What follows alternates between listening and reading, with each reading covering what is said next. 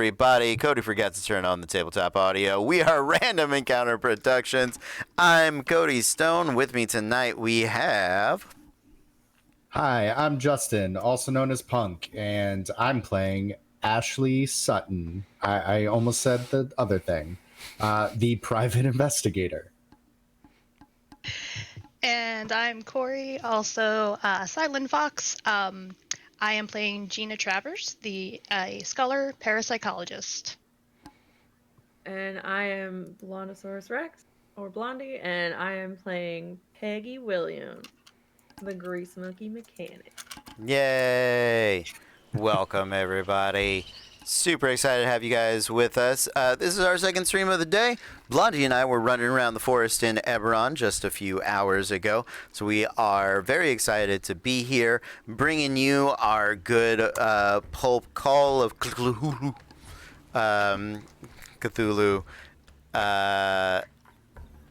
Action for the evening.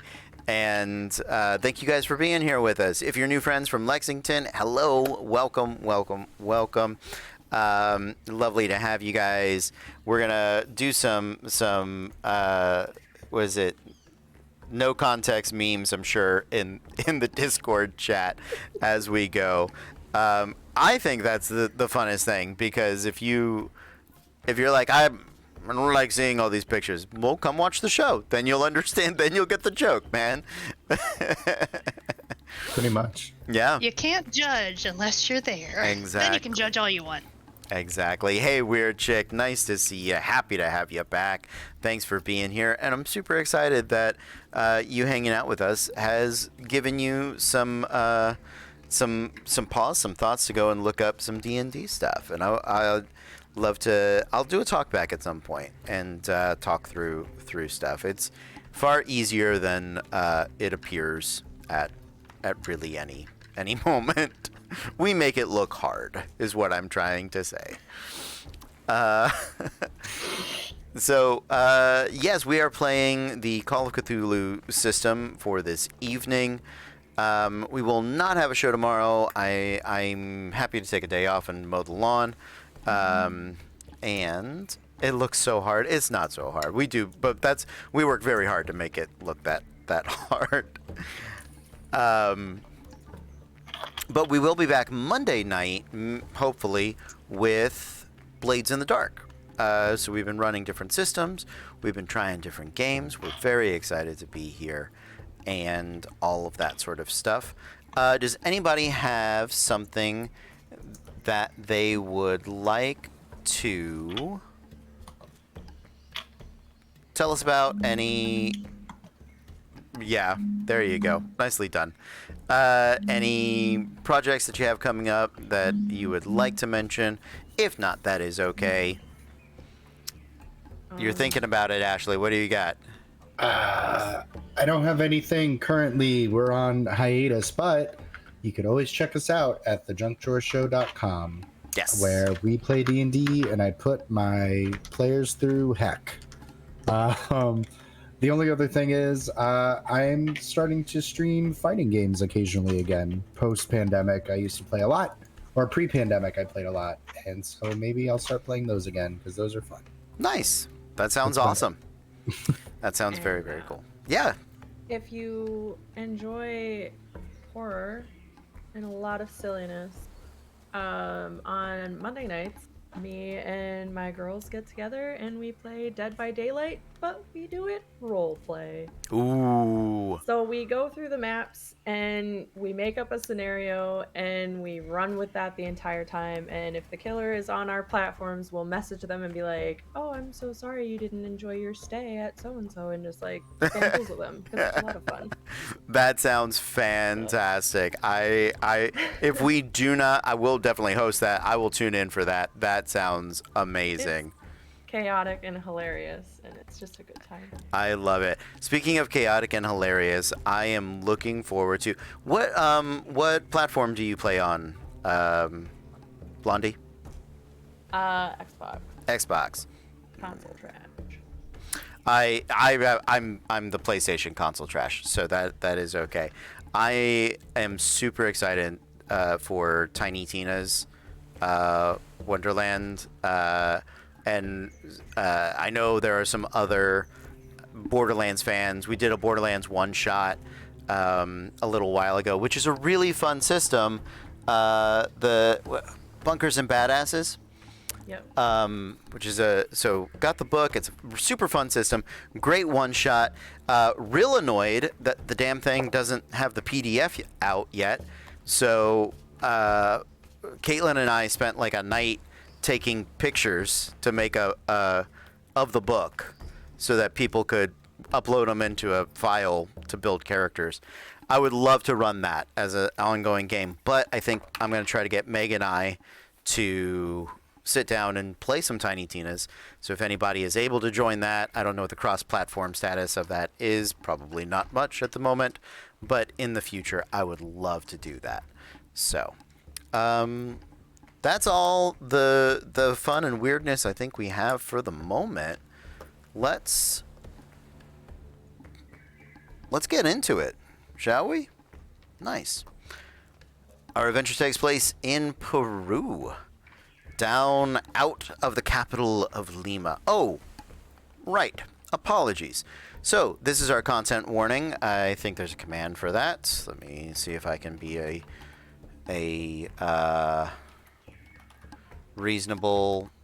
good streamer. There it is. Nicely done. This is a game of Call of Cthulhu. Call of Cthulhu features things from the works of H.P. Lovecraft. H.P. Lovecraft himself was a terrible human being, a misogynist, xenophobe, sexist, racist, and a man with agoraphobia, anxiety, and many mental illnesses. We do not espouse or promote any of his ideas, and honestly, while all of those issues let him tap into sort of a primal fear of existential dread, there have been so many authors and other individuals that have contributed to the work since and even before, predating him. For instance, The King in Yellow, that omnibus of collection of stories, predates the mythos stories of H.P. Lovecraft. So I definitely want to make that distinction every time. Other things that you should know is it is a mature stream. It does, so far, has featured mostly some body horror stuff. This is pulp. We are using the pulp rule set, so our heroes can fight back. But one of the things that is a game feature is the loss of sanity. Sanity, described in game terms, is being sane, is like seeing the Matrix, or seeing what everybody thinks the real world is. Being insane is seeing the Matrix. So as they lose sanity, they will be awakened to the horrors that are happening around us. With the loss of sanity comes bouts of madness, which can include bouts of mania and phobias and things like that. These are, in no way should they be considered accurate or appropriate representations of true mental illnesses. I often say that Call of Cthulhu is a 1980s take on 1920s mental health. So that is not to say accurate in any way. If at any point this is uncomfortable for you, please, we completely understand. Take a moment, get some water, go take care of yourself, take a step away. For the players, a reminder, as I do every week, if we get to some subject matter that you are uncomfortable with, give me a nice big TIE fighter. And when it is too much, we will, if you throw up the big wrestling X and call my attention to it, we will stop the scene immediately. I will ask you what it is specifically in the subject matter that you are uncomfortable with. Anything is allowed. So don't be afraid of that. The only reason I ask as a safety tool is so that I can find a point in the story in which that is no longer a factor, and we can move on to that. A lot of times I hear people talk about, red card or UX, and then we won't do that, and we'll skip, and we're just going. And I'm like, how do you know what to avoid in the future? So that is why I ask. So those are our safety tools. That is our content warning. And thank you guys for being here. Most importantly, we love and care about you, our viewers, our players, and everybody that is on our server. So please take care of yourselves. We always would prefer that. With that said, we return to Peru as our prologue of the Masks of Nyarlahotep do continue. Last week, two of our investigators, Ashley Sutton and Sasha, I don't know if we know her last name. I don't remember it. I'm a great GM. I'm a great storyteller. It's like Dragon something. It's something like Dragon super off. awesome. Yeah, probably. Yeah. Yeah. Were assailed, kidnapped, because Ashley had peered into a mystical mirror that put him in contact with the father of maggots, the god beneath the pyramid, an ancient evil that had connections or possessions with their sponsor, Augustus Larkin. And having been outed, Larkin and two Karasiri, two Peruvian vampires with lamprey-like mouths, had assaulted those that were staying at the hotel with Larkin that evening. The rest of the investigators chased them down, and I apparently went to epic music a little quicker than I had expected. There we go. We'll go back with that. Chased them down, followed the trails left behind of blood and clothings and blades, and you could see that Ashley and Sasha were fighting back the entire way until they saw them get into an automobile. A car chase ensued. Some hatchets or machetes were thrown. Shots were taken. Eventually, Peggy just decided, you know what, we're going to ram them. And ram them she did. Yes, a very, very impressive time. Following that, you guys gathered up your stuff, you returned the car, you had paid some people off.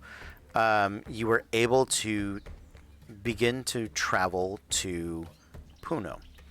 You had opted to take the ocean liner, which is about a day and a half, and then another day or so travel by train. And we'll say that you needed another day or so to collect your things after arriving, because they had been sent after you. This is an extended downtime. So you guys can, every day, those of you that are missing health, I believe every day recover, 1 or 2 hit points, naturally. And this is also the opportunity for people to roll on their skills. So I believe that Gina and Peggy had done that at the end of last time. Ashley, if you would like to do that now, any of your skills that have a check mark on them, you roll the D100, and if you roll above your skill, then you roll a D10 and add that number to your current percentage. So by using your skills, you are able to improve them. While that is happening, for everyone, but Ashley, do that part first. Go ahead and roll a D100 and see if you roll above your luck score.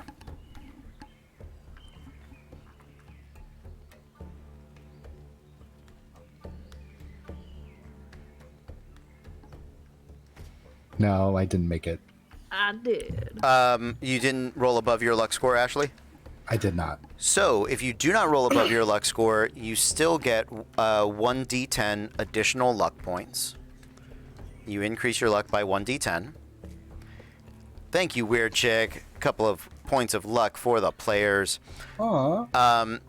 those of you that do roll above, you get 2d10 plus 5. I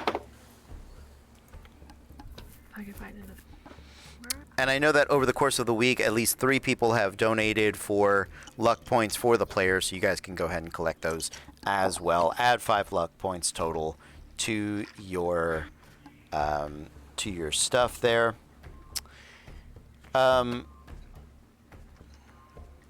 Now, double check healing.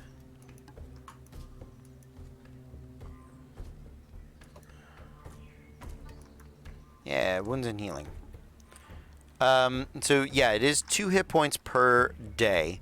We'll go ahead and make it an even 5 days, just for ease of math. So you guys have naturally recovered 10 hit points. And you all, I believe, would have had enough first aid and opportunity to get some D4s. So we'll say, 5 D4 if you need them to bring your healing back up to potentially full. I mean, I guess you could roll very poorly. That seems to be my game today, so. No, that does happen. Dice aren't as happy with me today as they were last week. Yeah, they are. They were banging last week. The dice are fickle. Absolutely. Let's see. I think we.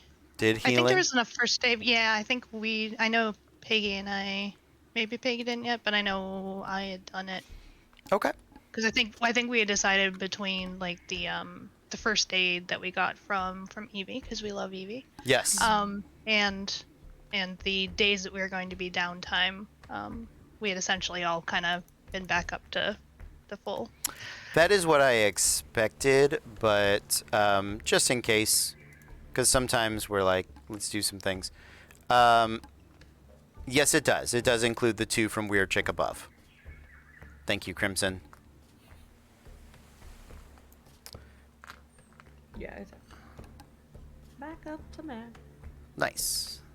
Yeah, I really suspected most people, because their hit points are very limited in this game. Like 30, 36 seems to be kind of like the tops.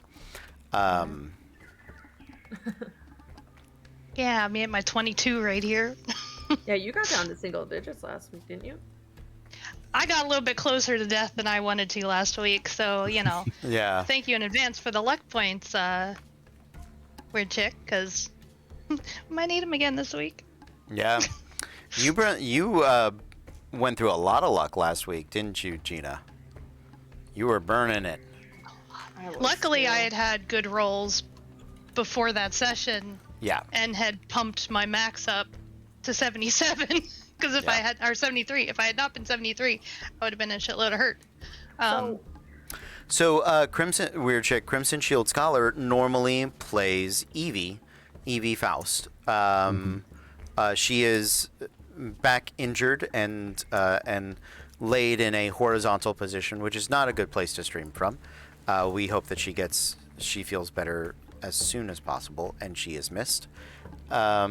Yeah, there you go. Now you know who it is. She also does some streaming of her own and has streamed other games here on the channel. She's our Horizon Zero Dawn expert, as well as Mass Effect, which is a ton of things. Yeah, you got it right. There you go. So I might be just confused on the luck. Okay. When you roll for the luck, you add it to the current, right? Yes. So first you roll a D100. Yeah, I did that, and I got above it. Okay, then you rolled 2d10 plus 5. Yep, I rolled like garbage for that. And you add that to your current total. Okay, so I did do it right. Great. Yep. Make sure. Yes. So you can collect more luck than what your character was built at. And luck is a game mechanic. So it is per game session, not per day, which is in my D&D brain, the way you track things is by in-game days. But this game is like, no, per session. So, okay. I'm going to listen to it because otherwise I'm going to kill investigators when I don't mean to. I mean, I got pretty close last time, so I'm not gonna argue about that because I was still at 6 hit points, even though it's everything else going on, and all Yeah. the luck that I used. I still almost died, But you didn't. But but I didn't. That's what But I matters. lived. exactly. Did you die? Did you die? But did you die? So, how are your rolls going, Ashley? So I'm looking through, and I think I need to just update my sheet because I don't see anything with check marks next to them. Okay. Except for, oh, you know what? I'm dumb. I see 3 things. I Just mean, ignore me. at the very least, I know you've succeeded on like a spot hidden check. I know you've succeeded on the your Yeah. scrying or the occult. Yeah. Have you shot anyone yet? I haven't shot anyone yet. No. I shot someone with your gun. That's right. I'm glad I didn't take my. I'm glad I didn't say anything about taking my gun back. I was Yep. going to. It did. I don't think I hit, but I tried. Now you have machetes. Yeah, and I have a Ooh. machete, so it's fine. Or if you Machetes. duct tape it, you have a machete gun. I don't even Which use is the gun part. I just use the pretty handle of the badass. gun belt. Is that what game? What game is that where you just duct tape zombie weapons together to blow people? Ooh. Is it the one where they're in the mall? Yeah, I can't. the for life mall of and me. the casino and all of Oh, I that. can't remember either. So Yeah. medium, I rolled above, Okay. and that I have a check mark next to. So that means I roll again and add +5. You roll a D. So luck. 1d10. Yeah. You roll a D10 flat. Skills are a little different than luck. They are harder to get, and you get them slower. Okay. Luck per session, you can get up to like 25 back. Okay, I did luck. I got 10 back Nice. when I rolled. Nice. I wasn't sure about the other ones that you were saying, the skill stuff. Yes, that is just a flat D10 to increase the skill if you roll above it. So, so the medium you rolled above, you roll a Yeah. D10. We'll add And that. then add that. Yeah. Copy. Okay, that makes sense.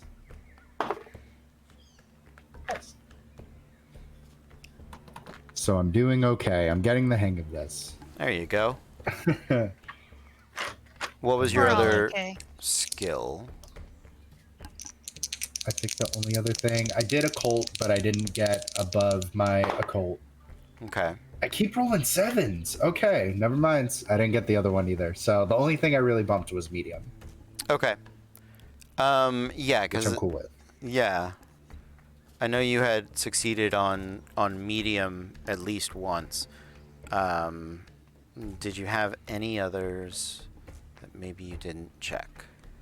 Think about it if something comes to okay. mind. I'll let you know. Yep. But other than that, I'm pretty cool. Sounds good. Yeah, thank you. Thank you, Crimson. You all have arrived in Puno. You know it as being culturally a city that holds a lot of the older myths and legends of Peru. It is a city is an overstatement. It is a town. It is right at the southern end of Lake Titicaca, which is the largest lake. Excuse me, it's at the northwestern end. There's a little map that maybe I can share. I'll work on that in a bit. But it shares a border with Peru and Bolivia. So you're pretty far south in Peru as it goes. Puno does have another railway being built between it and to connect it to Lima and some of the other small towns up in the highlands and the mountains of Peru. I would like all of you to roll me a Constitution check. As you have taken the train up here from Molendo, you are entering into, you're beginning the ascent. and altitude sickness does begin to take effect on people. Oh, it's taken effect. Okay. I'm good to go. Sounds good. I'm looking up altitude sickness for people. Ash, don't tell me I'm the only one that's sick right now. I'm definitely sick. Okay. Sorry. Maybe it's all the cigarettes. Maybe it's all the booze at this altitude. It's not going well. So Why not both? It's a lot of those noises. What, Yeah, you have no. a hairball? More gin. More gin. I think that's, I need to go off of like, I need clear liquids. I don't think Clear that would liquids. help. And they're like, water? And I'm like, no water. No, that's terrible. Water makes me sick. no. Water. Ryan, I'm sorry, I I don't know forgot what you're that talking about. Elias Jackson has his talking voice. That's not what you. Yeah, we discovered Connecticut would sound like a transatlantic, which is something I can do. He is going. Jackson's going to let you know that after you make the con roll at certain elevations, start displaying a number of symptoms related to the thinner air. These include tiredness, headaches, dizziness, shortness of breath, and nausea. In most cases, they simply provide irritation. But if you guys start like running or having other very physical activities, it can force you to need like a hard success or a extreme success for those activities. But you'll acclimatize. That sounded weird, but I'm going to stick with it. Acclimatize anyway. At some point, acclimate. There's a ties in this book that is throwing me real hard because it ends with an eyes.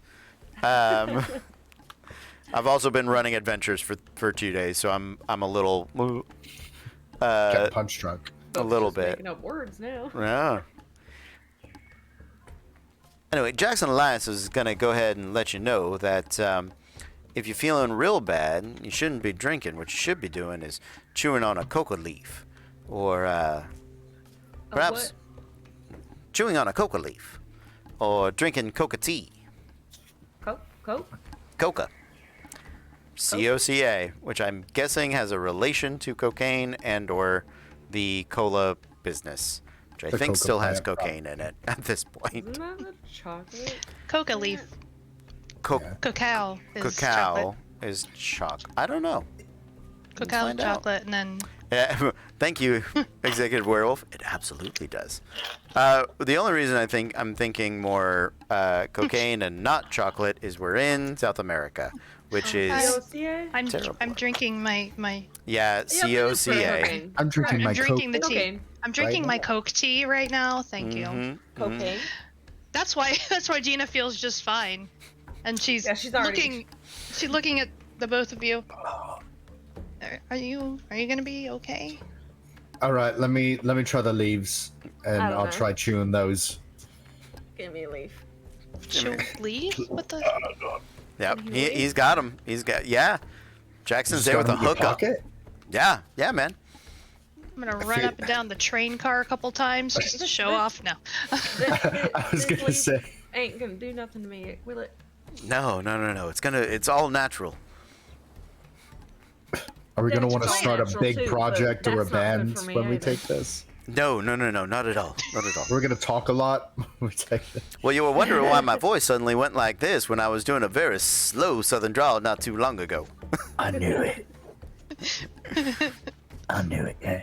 Yeah. All right, I'm gonna bite the chew on the leaves and just kind of keep my my head in my hands, I'm just Yeah. and like, occasionally you'll just hear like a from. I'm still gonna be drinking though. Yeah, that's good. I'm glad Ashley's going to be crossfaded through this. You are in Puno. On occasion, I'm just like grabbing at Gina. I'm like, please. And every time you do that, I'll kind of get a little bit, and I'll just kind of hand you another leaf, like with my 2 fingers, like, here, take it. Just don't throw up on me, please. Don't throw up on me. I don't I like throw up. spit one out in her hand. That's right. Oh, God. No, that's good. That's good. You don't want to spit in like a napkin or anything. You want it directly on the palm. Like a mother with bubblegum. I am. Spit that out. Spit that out. What do you have in your mouth? What are you eating? You Drop gotta like it. pry it out of my mouth like a dog with something they're not supposed to have. Yeah, you're just plugging her nose at one point. Just bleh, Jim just comes out. Open. Stop drinking. Drink water. Bleh. I'll basically like hand you a leaf at like arm's distance, and every so often I'll come and hand you some water and just like uncomfortably like pat you on the shoulder and sit as far away from you as possible. Oh, I know you're not dying. I don't want to get any on me, should you. Yeah. Oh. That's kind of smart. I love that the chat has devolved into this discussion of the Starlight Coke. Dude, it tastes so weird. I have not had it. I am waiting to have it with Megan because I made her drink the Dooshine, Mountain Dew Dooshine years ago when that was available. It was made with raw cane sugar and had an old-timey prospector on it. And it was the worst thing we'd ever drank together. And I loved it because it was awful. But so now we have found her version, which is the Starlight Coke. Yeah, which I'm excited to have this experience again. You have been in Puno. You guys are doing your best to figure out where the pyramid is, where the pyramid in the Highlands is.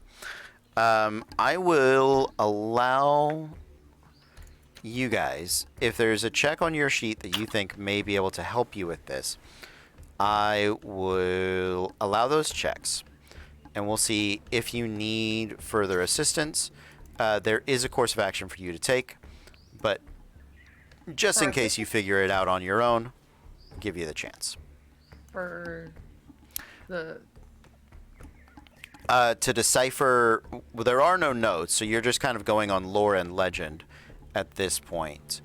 I will take maybe natural world if you think investigating sort of the trees and the plants around here might lead you to something.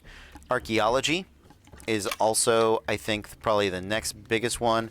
The last one I will allow is hunt or track. Excuse me, track.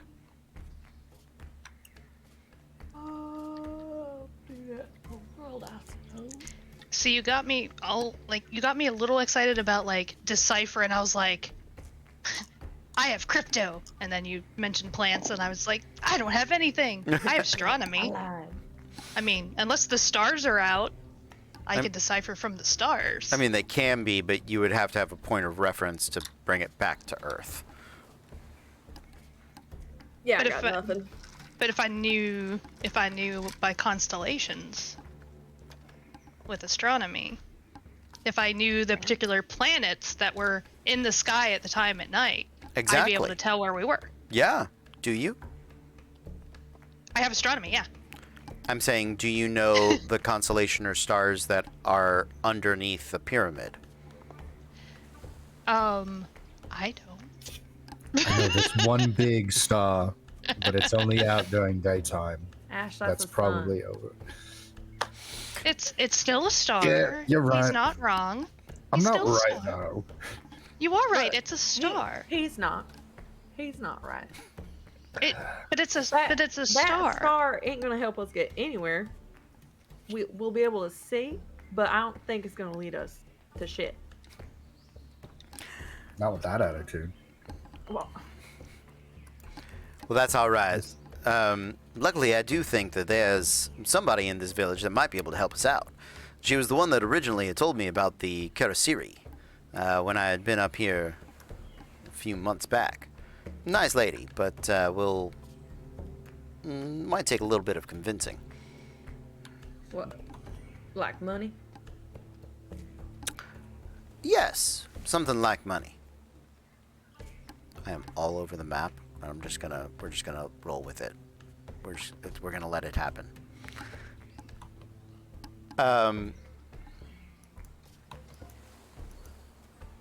So, as the day begins, we're say maybe out towards lunchtime.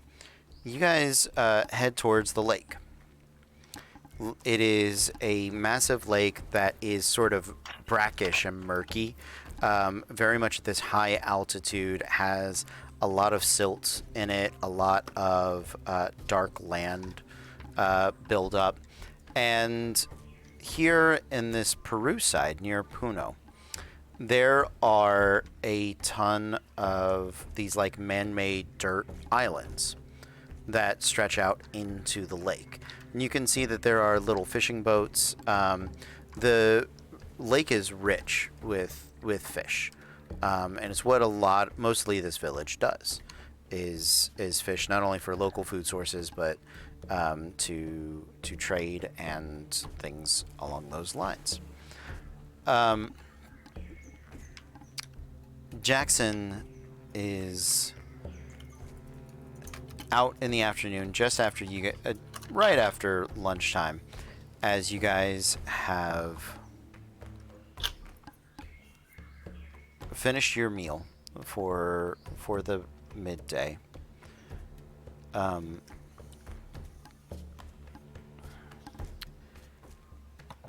He had checked around that morning at her normal home, and at lunch had come back, and it turns out she's not there right now, but did a little bit of snooping, and I was able to find out that she is staying with a friend out on the lake. So hopefully if we can barter for a boat, we can row ourselves out there and see if she's able to help us out.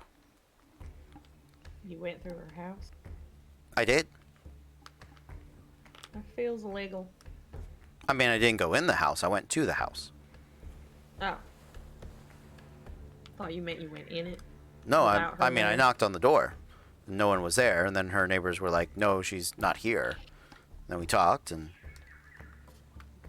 then they were like, you know, they know me, where they'd seen me visit her in the past. So,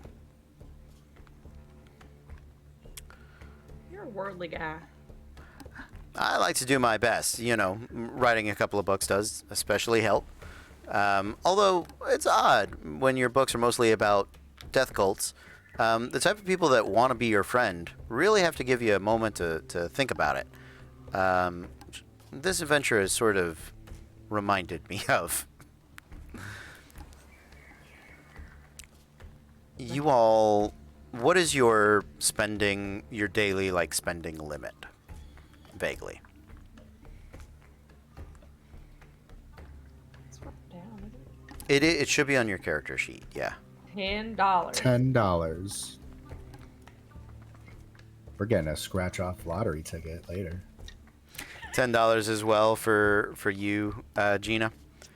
Okay. Yeah. I mean, together, with our powers combined, we Yeah. have a whole $30, which did a lot. In the Oh 20s. no, yeah, that's like $100 a piece. Yeah, no, you guys are doing fine. You're not destitute. You guys are able to rent a boat on what you're able to piece together. And you get out on the water. It's a reed boat. It's definitely, you would consider it very, I guess, rustic by comparison to boats that I'm sure any of you have come across. And it's not like unseaworthy or anything. It's sealed, but there's definitely, getting in a reed boat, there's like an odd little bit of give, kind of, and you're like, this is weird. And you start to paddle out. The boat may not be seaworthy, or maybe seaworthy, but Gina is not seaworthy, and she is white-knuckled inside this reed boat, and very quiet. You can, as you're rowing out across the water is thick. Not only is it brackish and dark, it is also there's a ton of like reeds to it, underwater like seaweed, and it's rich with fish, especially in the shallows, as you're in the boat rolling over, you can feel the little depressions of like the reeds and the fish as they swim underneath. Like it'll kind of feel them under your feet. It's not like super hard or solid, but that's how it stays afloat. Is it's very flexible. So it's definitely a different sensation as you guys are rowing out there. And the little dirt island that you're going to is about 2 miles out onto the lake. There are different fishing families, and you can see they have these little dotted, man-made kind of dirt islands around. I would like all of you to make me a spot hidden check.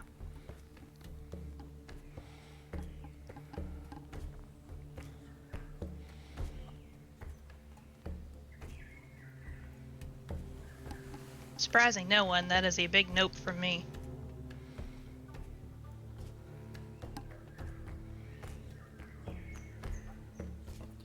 I'm rolling awesome. I also didn't do well. I thought I didn't do well, but I was looking at the wrong one. I actually did very. All right. Sounds I good. got what is it? A hard. Okay, yeah, hard success. Nice. Absolutely. Peggy, you thought that while when Jackson was bartering for the boat and you guys were getting on at the docks and you had started going out, you thought that there was a couple of people that looked a little shady, that they were very interested in what you were doing. They didn't really seem to be too interested in like untangling their fishing net. Very much that they were pretending to do things far more than actually like do them. And you had noted them, and now that you're more than halfway, you're like a mile plus, maybe 3/4 of the way to the island that you're going to, you still see them. They're not very far behind you, and they're trying to row casually, and one of them still messing with the fishing net. And it's these two. They look related. They look like brothers. A little darker skin, definitely native to Peru.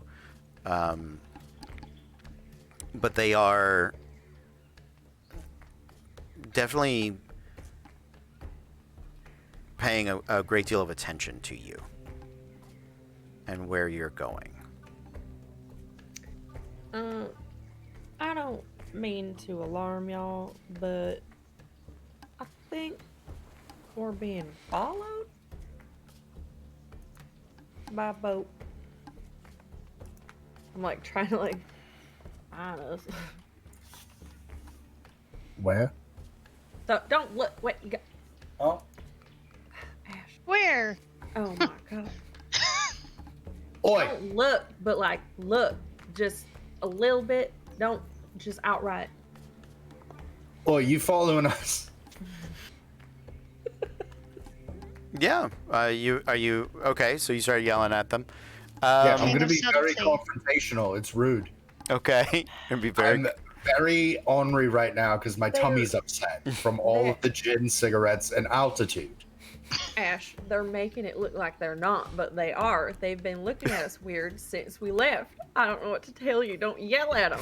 Do we totally as soon as we turn around, they just go back down and pretend they're fishing and looking at us do just fishing? Well, They all turn and sink. so they kind of had been, but as since you guys are yelling at them and confronting them in the middle of this lake, I'll say, Ash, do you want to make a intimidation check?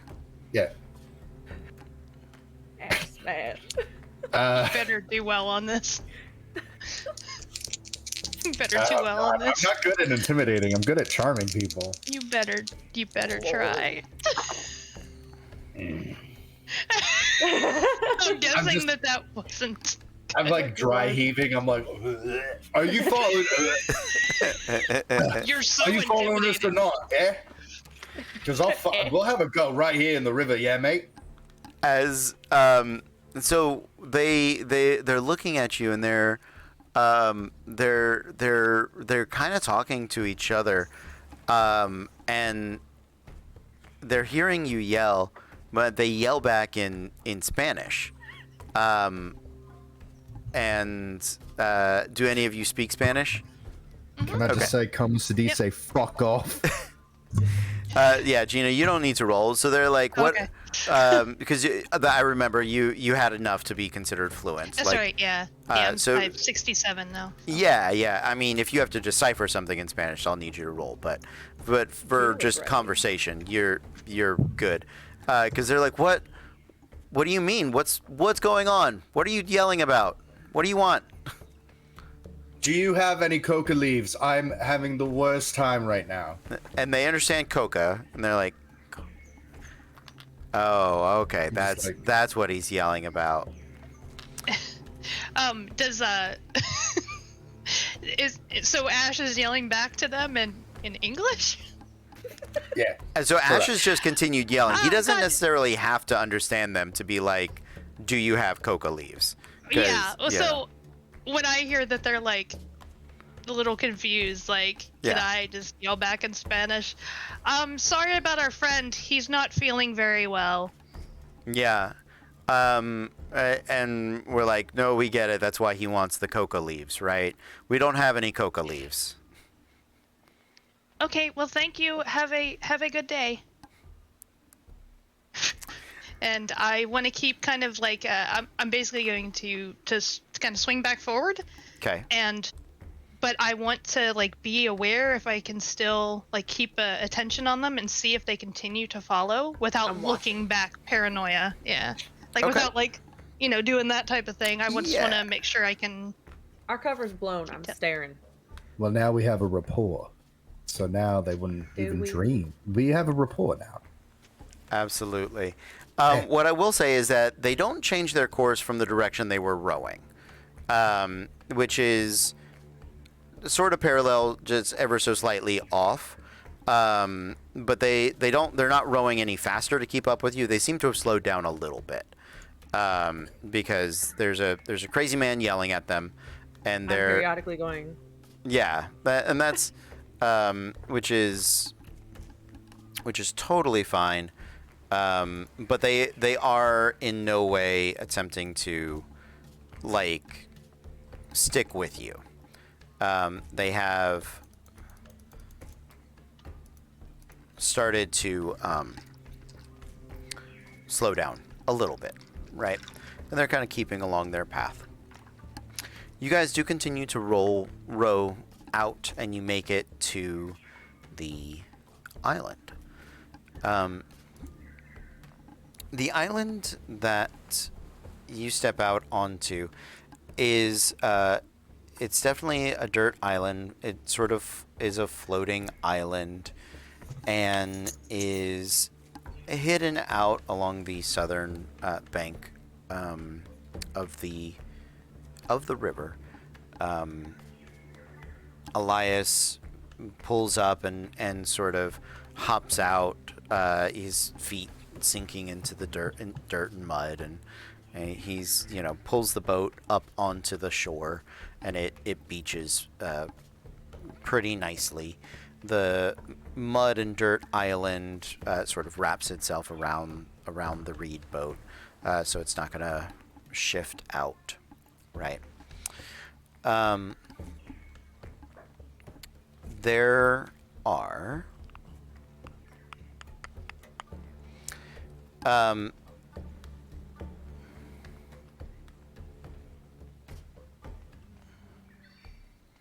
okay. You see that on this little island, there's a few different huts, a few different houses, mostly fishermen that work out of here. The rest of the family see you guys pull up, and you are a sight of strangers to them. And they are all very cautious, avoidant. The moms sort of, usher their kids inside. Some of the dads are like, they come out in front yard to do stuff to keep an eye on you, much the same way you are treating the people that were following you. But stepping out of her house is a middle-aged native woman who is cleaning a ceramic bowl. It looks like she was like, I guess doing the dishes, sort of as she comes out.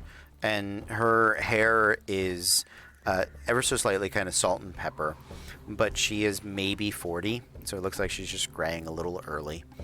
And in Spanish, she'll yell at Elias in a very friendly way.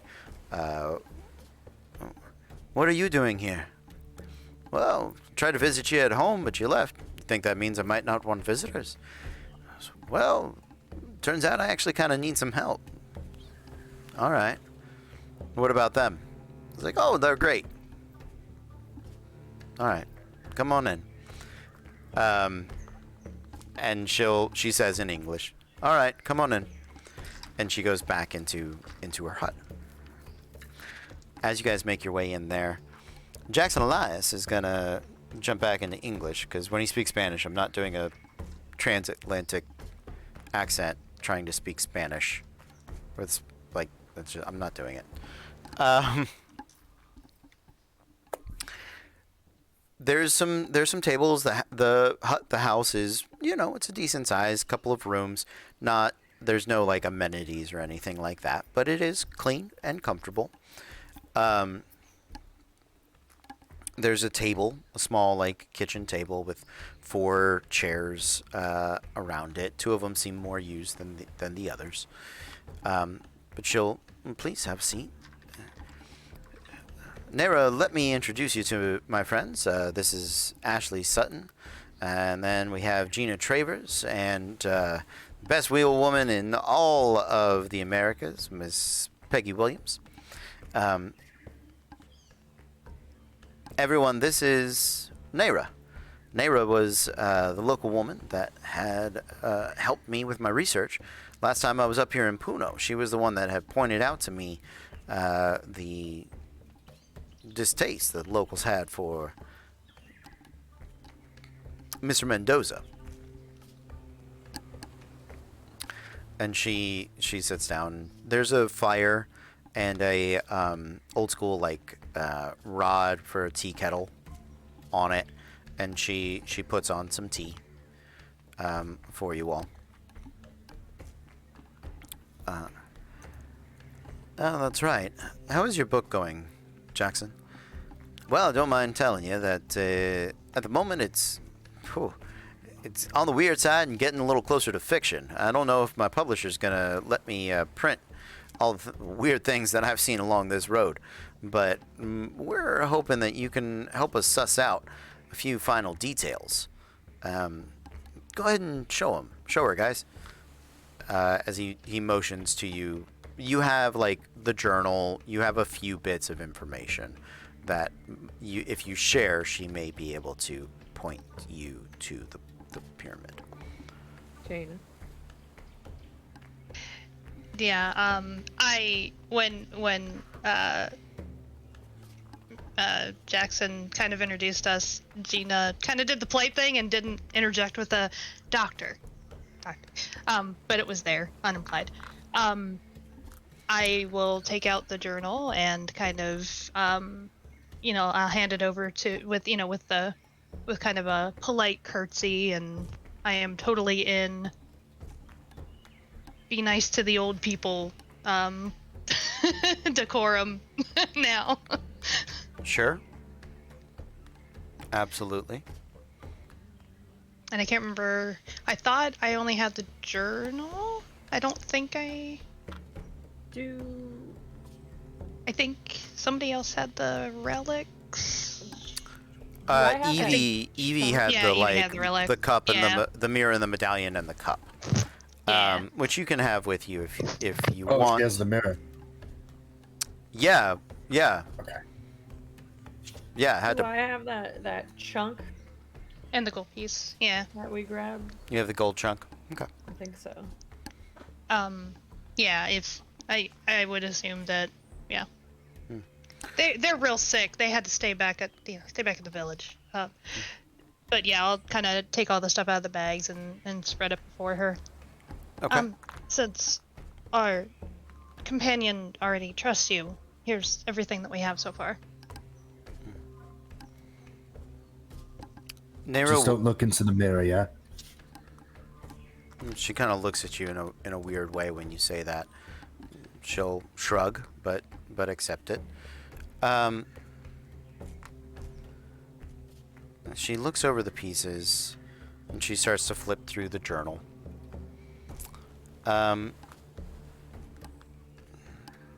This is all very odd. Let's see. There's oh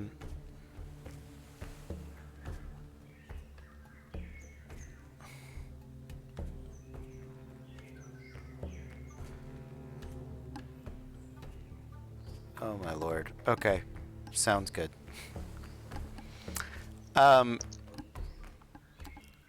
As she looks over things,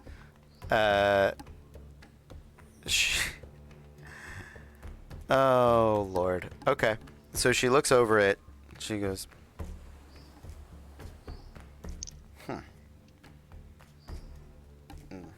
I don't think this is very important at all. Hold on. And she goes back to her pantry and she pulls out some food, and she lays it out, and she gets the tea, and she'll bring over the tea. There's a cup of tea for all of you, and looks like jerky on the plate, and she's like, yeah, go ahead.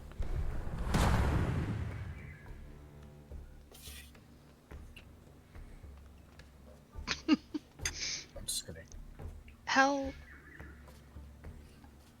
could it? It doesn't matter. And I'll look kind of towards everybody sitting around, like kind of like halfway. I was starting to drink from my cup of tea and just kind of stop it midway and put it back down. I'm confused. Oh, I mean, yeah. I mean, listen, I'm not sure what this is about. And she sort of flicks the cup, and she's like, meh, don't care about the cup. And then she's like, And she looks at the medallion. And she's like, I don't know what that is. And she looks at the mirror and she kind of flips it back and forth a little bit, looks it over, and she's like, no, don't really know about that. And she picks up the journal, and she's watching each of you keenly to see if you are eating or drinking. I have jerky in my hand, Okay. but I haven't taken a bite of it yet. Okay. I'm watching her intently, Yeah. waiting for her to say something. Yeah. Yeah. She's looking at it. She's looking at the journal, and she reaches down absently and she takes a piece of the jerky, and she puts it in her mouth, tucks it into her cheek.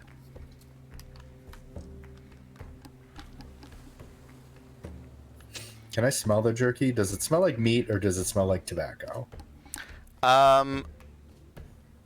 Make a. I want to know if this is That's a different. good question, to be fair. I think you found some Sure. leaves. Sure. Make a. I know there's a listen check. I know there's a spot hidden check. Make an investigate. Is there an investigate? No. Hey, will this get me high check? There's A. Ash being And I'm just here with the cup of tea, and I'm just Perception check. I've got the cup in my hand, and I'm just. Make an intelligence check. Let's go with Oh, that. good. Or education. I'll take either one. Education's a little bit better. Okay. That is a hard success. Okay. The piece that you pick up, you look at it, you smell it. It smells like it's been smoked. Like a very it's got a very smokehouse barbecue sort of smell to it. Okay. I'm gonna just bite and tear and start chewing. As you do, you bite into it, and she sort of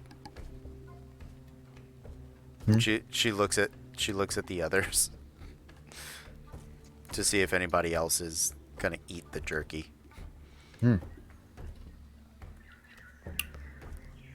As you start chewing, she's gonna just have the biggest shit-eating grin on her face, and then she spits her piece into the fire, and you realize after about a bite, you can't bite it. You can't bite through it. So when you go to and you start trying to like chew on it, it's a piece of wood. It's a piece of wood that she's dressed up to look like jerky, and she is dying in laughter now. She is. Oh, you're funny.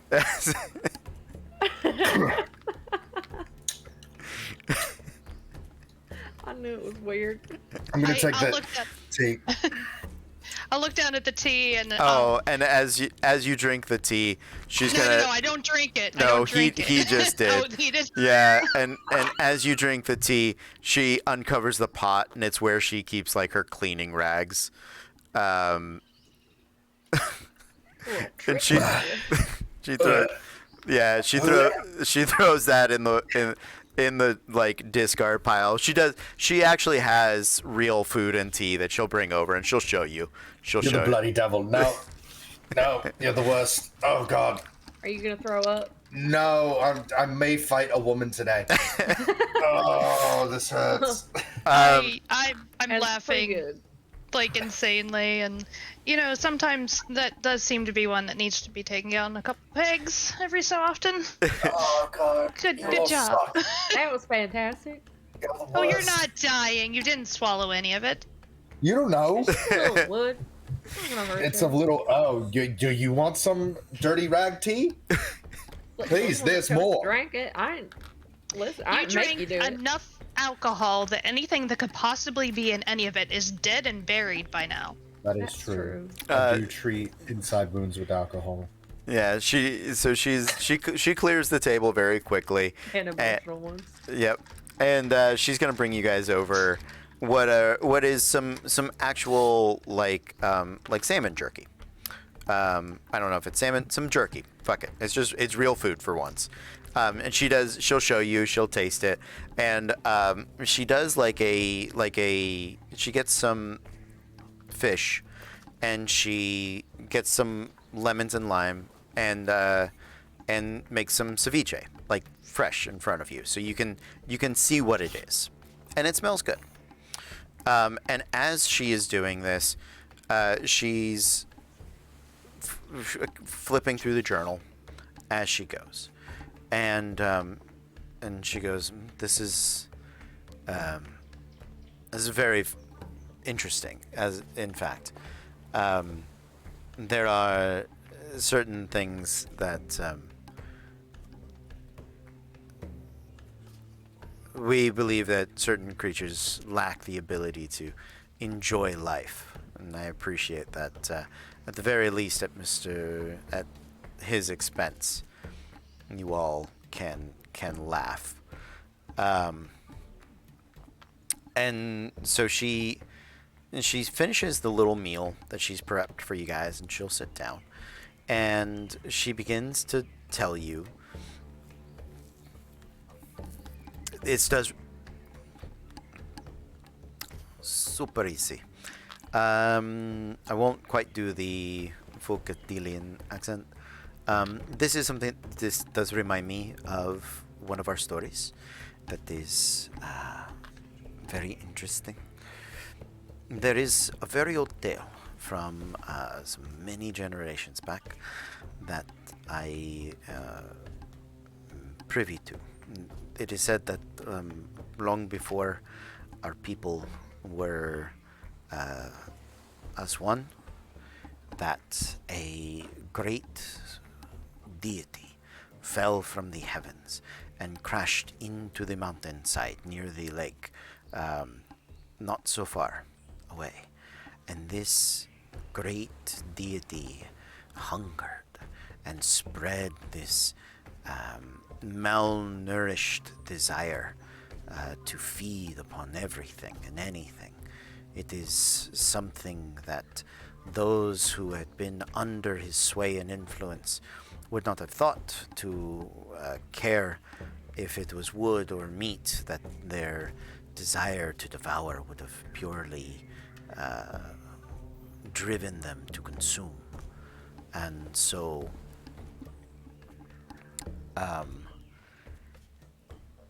seeing this evil god that would eat both the trees and the animals, the fish and the sea, the waters and the sky, a great hero of our people, Ekiko, the trickster, told the ancient deity of the place where the best food lay, in a valley where a great armadillo had dug once a nest that Ekiko had tricked away some years prior.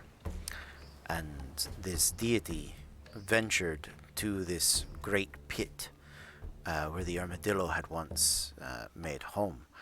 And then, once the ancient deity had fallen into this trap, Ekiko bound it there in words of gold and ancient incantations worked within the famed gilding. And there it piled rocks high upon this pit so that none would accidentally stumble into the deity's place. And there the evil has still slumbered to this very day. And those that are wise do well to avoid such a place. But it seems as though you are perhaps not all so wise. I know of this tale, and I am familiar with at least where the legend says it, that it is. And so if this is something that you all require, it is something that I can help you decipher.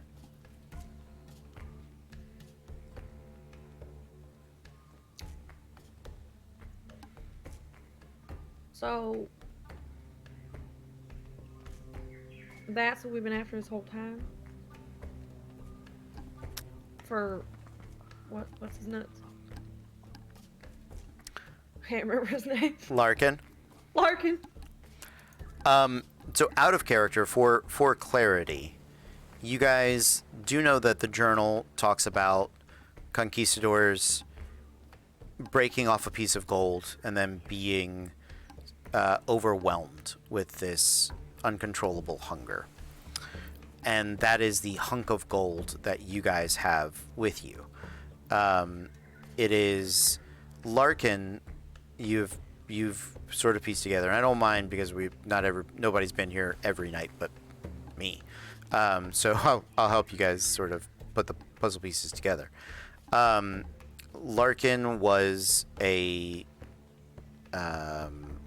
cultist, a devotee, possessed by the father of maggots, a version of an ancient outer deity that has made these Karasiri. That's the maggot that it spit up into the professor, and that's what you guys had helped get out of the professor. These maggots that transform people into Karasiri. Larkin was trying to lure people there that were greedy enough to take more gold, more of the ward that is preventing the father of maggots from escaping and devouring. And so he was working with the Karasiri, with Nyarlahotep as a cultist, and that's what the expedition was truly about. You all are now going to try to replace the piece of gold that you have in order to seal away what Mendoza and his conquistador friends those hundreds of years ago released.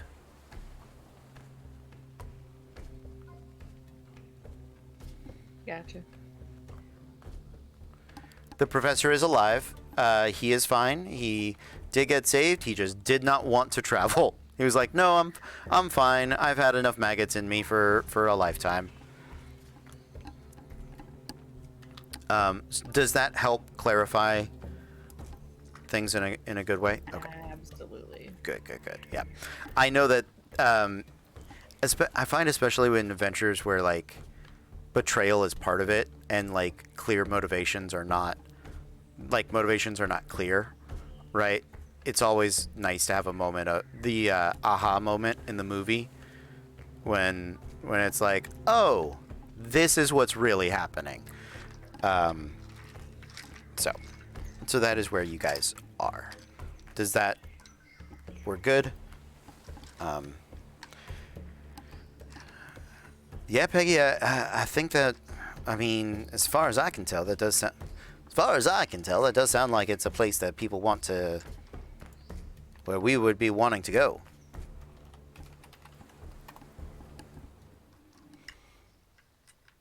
All right then. I almost feel like we have to at this point. Absolutely. Jackson begins to get out his map of the area, and it's laid out on the table as Nera begins looking through things. I would like all of you to make me listen checks.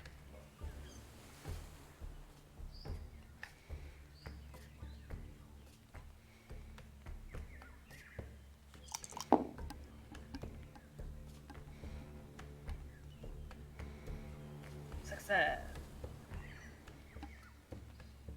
On the dot. Ashley is not good at listening. Who would have thought? Shocker.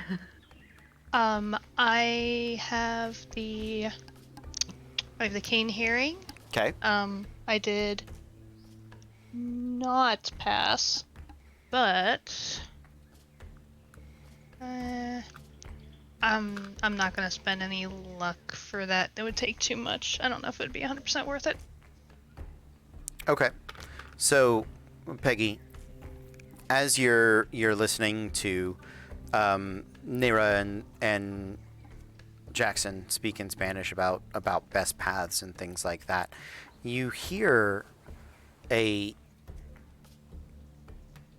loud thud outside the hut and a squelching in the mud. And you look towards the back. There is like a back door to this house. Is there anything you would like to do in this moment? What? Hold up. One sec. I'm gonna like listen really hard. Okay. And also I was wrong on that. It wasn't spending luck, and the reason I'm correcting myself is so I can try to remember. It's a bonus die to all listen rolls. So Great. I did just roll the bonus die, and it actually was 17. So now this is what I'm going to listen with Peggy and be able to hear things, I guess. Okay.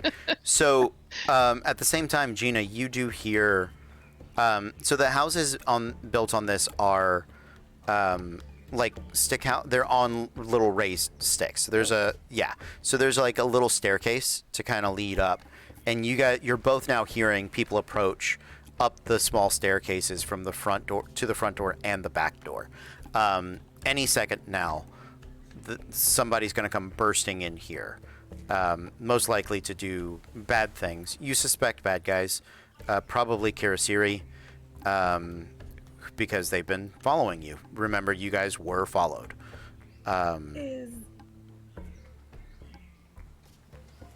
Is there a back Is there door? a blunt object near me? There is, yes. There are the iron pots that she cooks with over the fire. And there's Almost like like a a skillet. pan? Yeah, you want a pan? I grab that skillet, baby. Okay. What's happening? Why are we I'm getting? gonna food? take out a gun. Okay. And Someone's coming. shh. Not now. As the ladies draw weapons, it is just in time for the doors to come bursting in. The woman and the young man, those were, the brothers, brother Karaseries, that you guys had seen, are in their mouths are transforming into the spiral drill as they do. What is that? I want to say like that Mario egg spitting little dinosaur thing. The Birdo? twos. Birdo, yeah. Oh. Right, but he spits a hunk of coca leaf at Ashley. What a dick. What an asshole. Yeah. I'm punching this thing in the face. Well, we're gonna Absolute asshole. You have a gun. we're gonna jump. Oh, you gave me my gun back. You tell You me. had more than one. I just had the one. We're gonna jump to initiative for this. I would assume I gave you your gun back. Okay, we'll save for brevity. Okay. And I'm gonna punch him with a bullet from the gun. Hit him with the butt of the gun. Nicely done. So the Kirasiri are on a 60 and a 50. Who is above? What is your dex, Ashley? Oh, my dex is a 50. A 50. Okay. Yes. Gina, what is your dex? 60. Okay. And currently you are on a 90 because you did ready a gun. And Peggy, what is your dex? 45. 45. I was gonna use this accent the whole time. Do it, because that's the only way you're going to keep an accent around this nonsense that I keep bouncing in and out of. They are on a 60 and a 50, so they will go before and after Ashley. Gina, you are up first with your ready gun. What would you like to do? If I am not already in range, I would like to move in range. Oh, and, you're in range. You are in close quarters. Yeah. If you are within a number of feet equal to your dex score, I believe you get a bonus die on combat checks. So. Yeah, I want to shoot it. I want to shoot it right in the center of its weird, teethy mouth thing. Okay. Yeah, absolutely. Hate that. Yes, that is a success. Nice.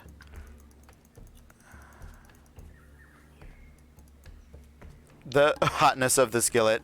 It is a hot skillet. Absolutely.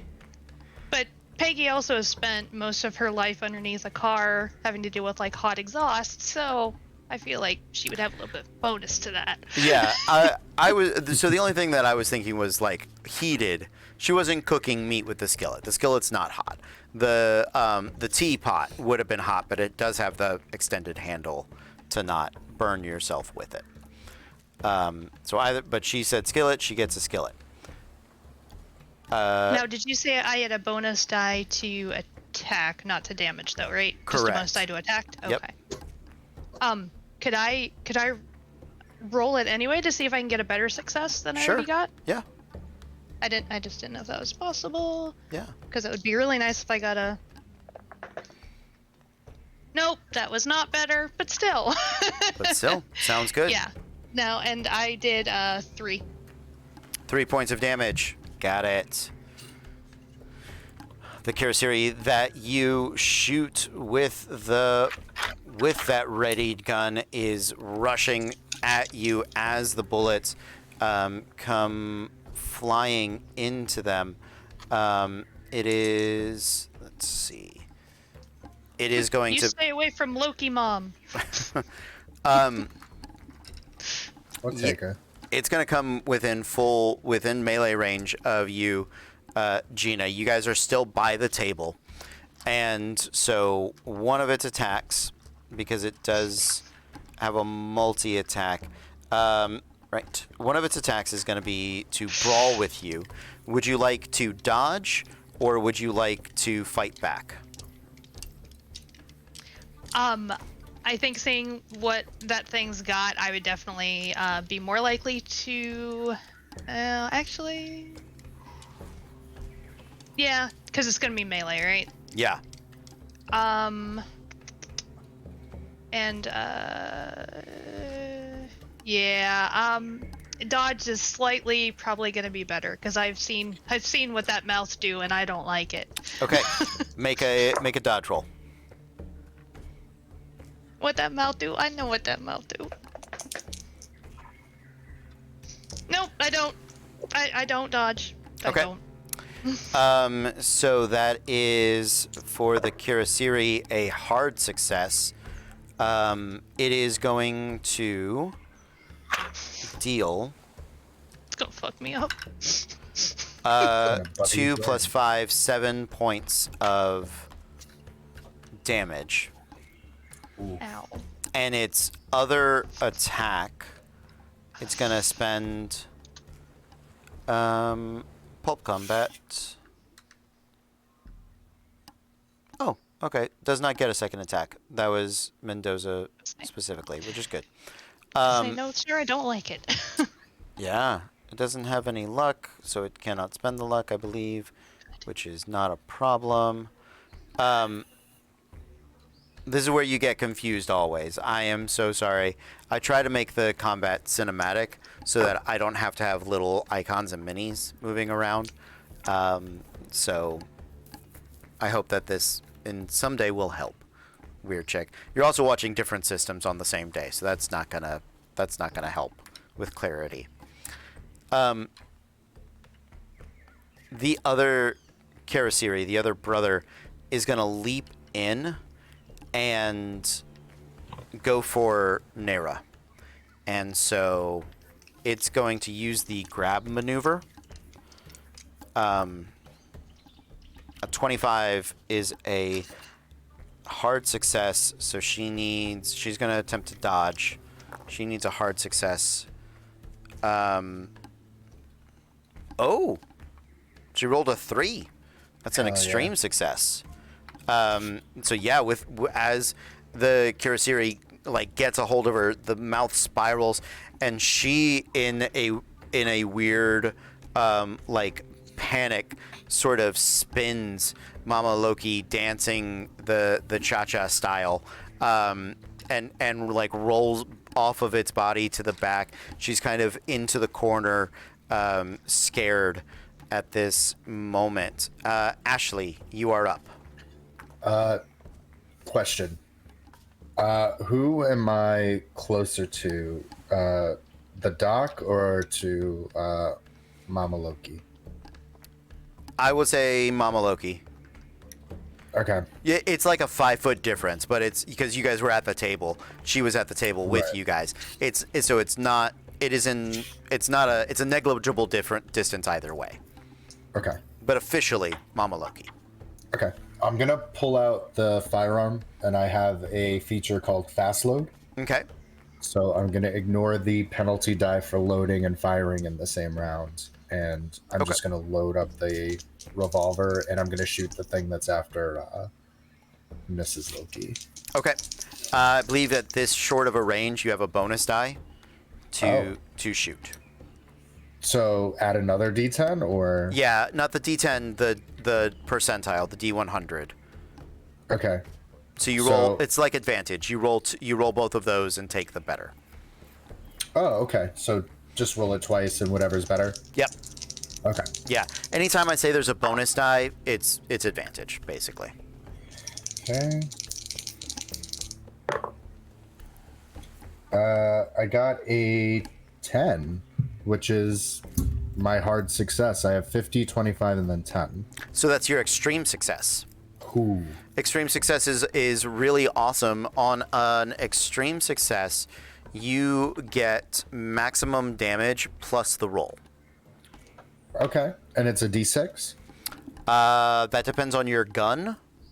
It is a 25 Derringer. The 25 Derringer, you say. Let's go see. I think that might be D10, D8. Where do we go? References. Sure. Equipment. Yeah, there we go. And I will write this down. It's a D6. Thank you, Crimson. Okay. So it's a 6 plus whatever I Plus roll. what you roll. Correct. 2. So 8. So 8 points total. Nicely done. Yeah, the bullet comes ripping through the back of it. It spills sort of the mixture, the pinkish blood that mixes with the white sort of fat that they eat, that substance that's been on all of these creatures. It whips its eyes around at you. After Ashley, a third Karasiri comes jumping in through the back door with them. This one is drenched in water. You get the feeling that it was like hiding under the boat because they don't have to breathe. So it was doing a tricksy trick. It comes running in and seeing that one of them has Mama Loki cornered, it goes to the table and snatches the map. And that is going to be its action. And after that, Peggy.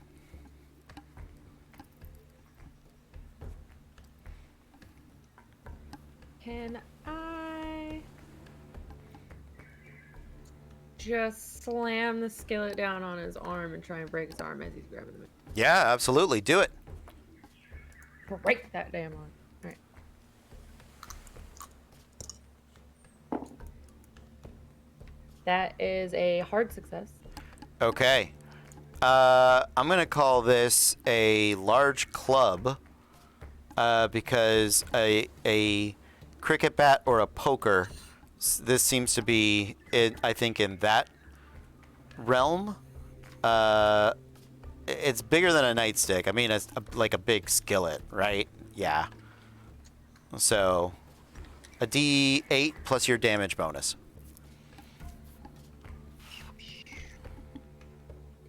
D8 and then a D4. Can we just appreciate for a moment the amount of You had no, you fucking didn't that Peggy can do? Yeah, you had a hard success, Peggy? Yeah. Okay, so he is fighting back. So I do need to roll for him. You're good. Give me your damage. 6. 6, nice. Yeah, you come smashing down on his hand, and it sort of, the lamprey teeth almost turn inside out with the extensive scream as his hand is crushed. And when you lift up the skillet, you can hear they do regenerate. You know, you haven't really seen or heard it. It's usually slow, Okay. but like the fingers in the bones in the back of his hand that had been flattened, sort of starting to pop themselves back into place very slowly. After Peggy, back to the top, Gina. After I throw up a little bit in my mouth from that visual, I would, I kind of screech after that one has, attacked. And I'm going to attempt to shoot it. Can I back up and then try to shoot it again? Backing up, so that's disengaging. That would be like your whole action. Right. Yeah, I think that's still the first course of action that I'm gonna take. Is I'm gonna disengage. Just because I don't want to be that close to it at all. And yeah, so that's what I'm gonna do. Is I'm gonna back up as far away as I can get from it, but still have range for another attack. Okay. My next turn. Yeah, so as you go wheeling back and away from it, you back out of the way. I always forget this bit, but that is okay.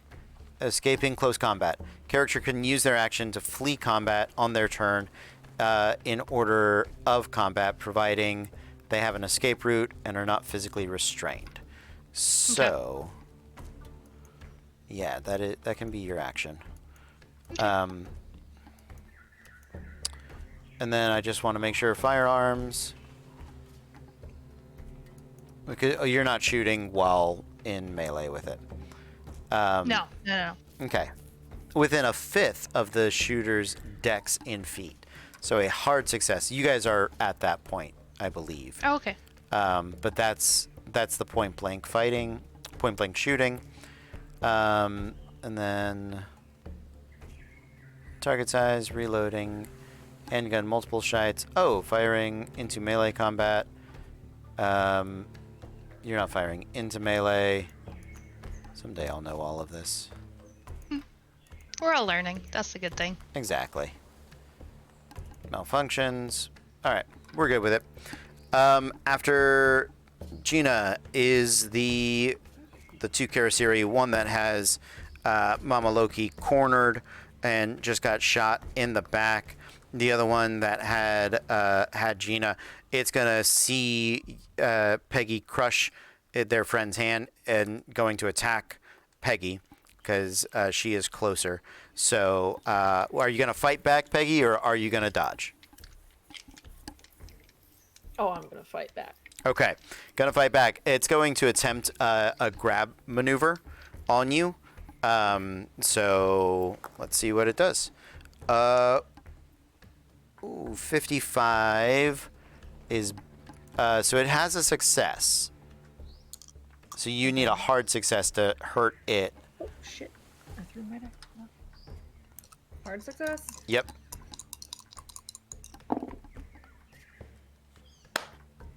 We got a hard success. We Okay. got an extreme success. Extreme success. Okay. So with a bludgeoning weapon and extreme success, you just deal max damage. Oh shit. So 12? Yes. 12 points of damage. Ooh, that guy is it comes diving at you, mouth first. It's trying to grab you, trying to eat you. You wallop it with the skillet. It is barely holding on at this moment. After I hit it, I like spin the pan in my hand. Ready. Yeah, absolutely. The other Karasiri, seeing it going badly, is going to refocus on Mama Loki, and does have a normal success. She's continuing to dodge. She rolled 100, which is a fumble on this. So it's going to absolutely have her and start to drag her. It grabs her with such force, and she like falls back, that it drags her outside. It's trying to get her to the water at this point. Ashley. I'm gonna say fuck. I'm on it, and I'm gonna run out to chase after. Is there a clear shot for me to take? You're going to be shooting into melee, so it's at a die penalty. So yeah. What if could I instead do a brawl and try to beat the shit out of this thing with my hands? Yeah. You can jump on it and try to brawl. Do you want to use a maneuver to free Mama Loki, or do you want to? Can I try to do like a sleeper hold on the thing, like grab on it like a spider monkey, and then just try to like under the neck and pull back. You know it doesn't breathe. Okay, it doesn't breathe. That's right. Shit. Yeah, I'm gonna try to wrestle its arms open. Okay. Yep. Sounds good. So yeah, brawl check. Brawl check. No success. Okay. I gave it a penalty die because it's holding on to her. Because Karasiri don't dodge, they fight back all the time. So it failed as well. So you don't take any damage. But you're like there trying to grapple with it, but its grip on her currently is too hard, and you can see it's got its mouth and teeth onto her. It hasn't started like draining her yet, but that'll probably happen next turn. Okay, could use some help. After Ashley, the one that had its hand crushed, is going to grab the, it's got its bloody stump mashed into the map, and it's going to swing at Peggy with the other hand. So you can make the brawl check to fight back, because you had already decided that's what you were doing. And once you decide that on a turn, it just continues to be. So normal success.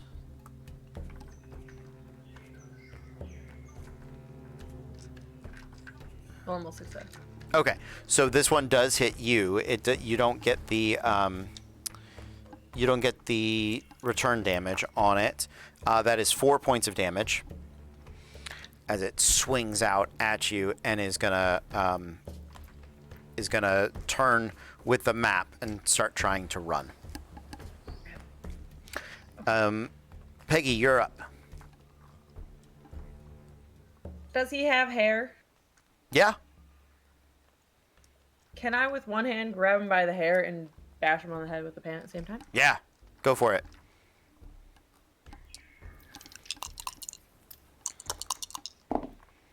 Ooh. Fighting back with a hard success. Yeah, no, that was it. Damn you guys. Normal. Yeah. Okay. So yeah, you grab I was it. gonna say, spend some luck. Spend some luck. That would be a lot of luck. Okay. Because Could? you have to get to a hard success because then you would draw. No, And, I wouldn't be able to. That's Okay. Damn. At this point, 50 luck. I think the good guys could use the luck, Tristan.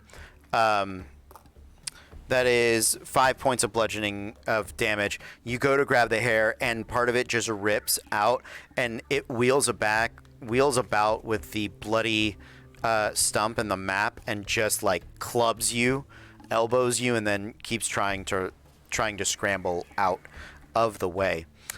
Gina, you are up. I'm guessing I would still have my eyes on the one that's trying to eat Mama Loki right now. You can have you have a clean shot on it. Yeah. You will be shooting into melee though, so you will have a penalty die.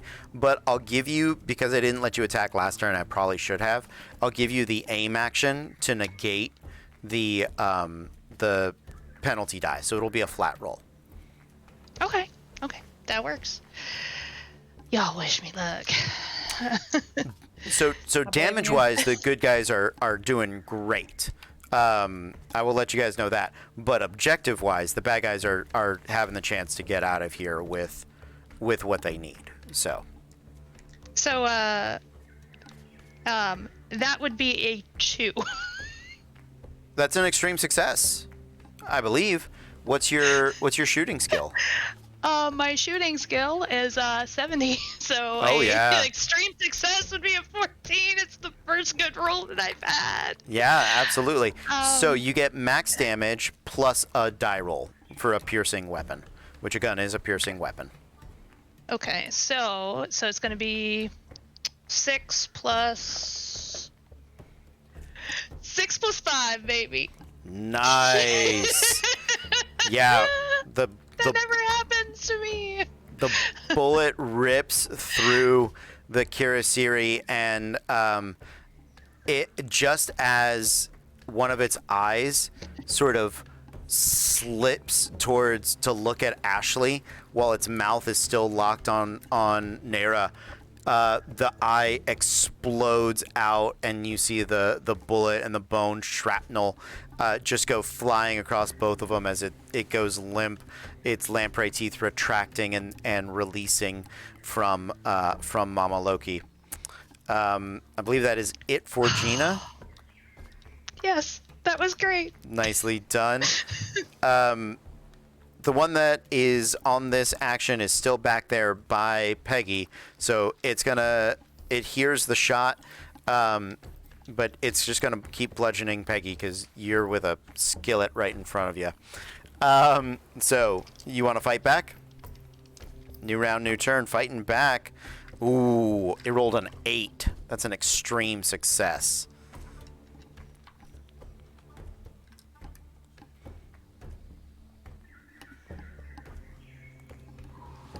Hard success. Hard success. So with the bludgeoning and extreme success, that is 7 points of damage. That is max damage that it can do.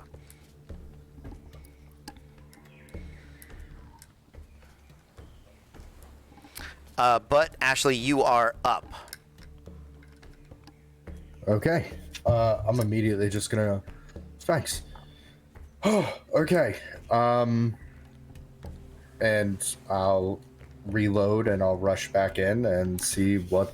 You don't need to rush back in. Just turning and looking back at the room, you see for a moment Gina there in her shooting stance, and then the Kirasiri that Peggy had chased after with its bloody nub and the map is running out the door. So you can take a shot at that. Yeah, I'll take a shot at that one. Okay, flat roll. Flat roll.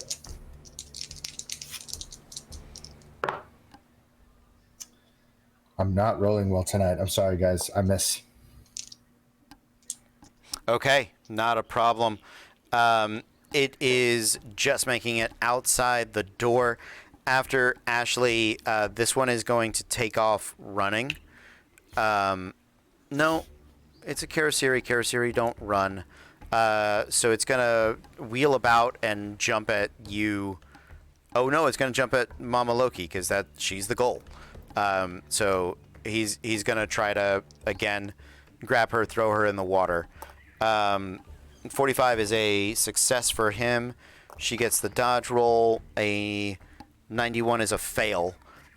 So this one grabs her, and they're at the edge of the water, like their feet are starting to get wet. But that is it for them. By the way, everybody yes. do a hydrate. Thank We've had you. a hydrate donation. Thank you, Hydrate. I will do that in just a moment. Gina, you are up. Again, don't hurt my Mama Loki. Yeah. Don't hurt my Mama Loki. Alright, come on, baby. I'm gonna show how I rolled. I rolled a 10 that time. Nice. Yeah, I rolled a 10 that time. So that is an extreme success. Yep. For me. So 6 plus 3, so 9 points of damage on bitch tits trying to drag my mama in the lake. That one is out as well. The second shot sends it splashing into the water. Nera is sort of, she's been pulled and pushed, and she's a little stunned. So she, steps back. She's still in the water. The only one that remains is the one back by Peggy, and Ashley, it is your turn. Okay, I'm gonna try to refire again. Okay. And try to get this thing from dragging her in. Sounds good. I don't trust it.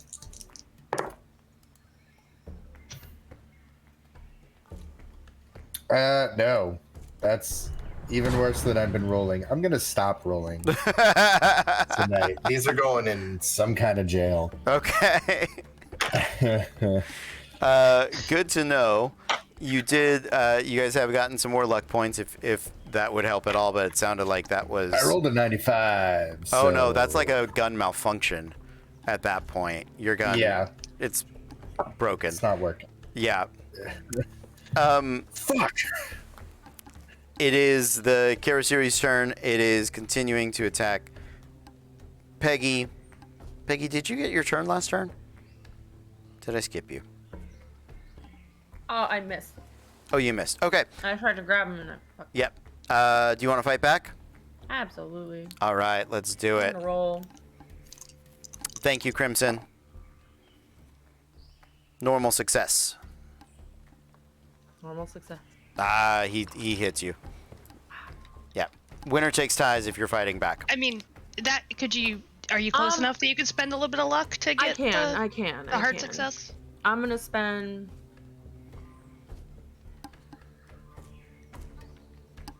4 points of luck to make it a hard success. Oh, that's not much. Yeah, absolutely. You get to deal damage. Go for it. What's that? It was the okay here. So Tristan, a point of luck can adjust a. Yes, that is the conversion. Thank you, Weird Chick. A point of luck also 5 points, more than enough. The skillet comes bashing into the Karasiri's skull, and it does fall out, just battered skull into the ground. Back here. Absolutely. Congratulations, guys. Nicely done. I think this is a good time for us to take a little bit of a break. You guys will have been able to recollect. We'll assume that you start burning Karasiri bodies. And searching them. Yeah. I am hurting. Okay.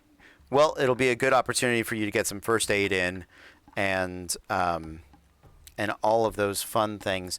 We're going to be back in just a moment. We will see you guys soon, but until then, stay tuned.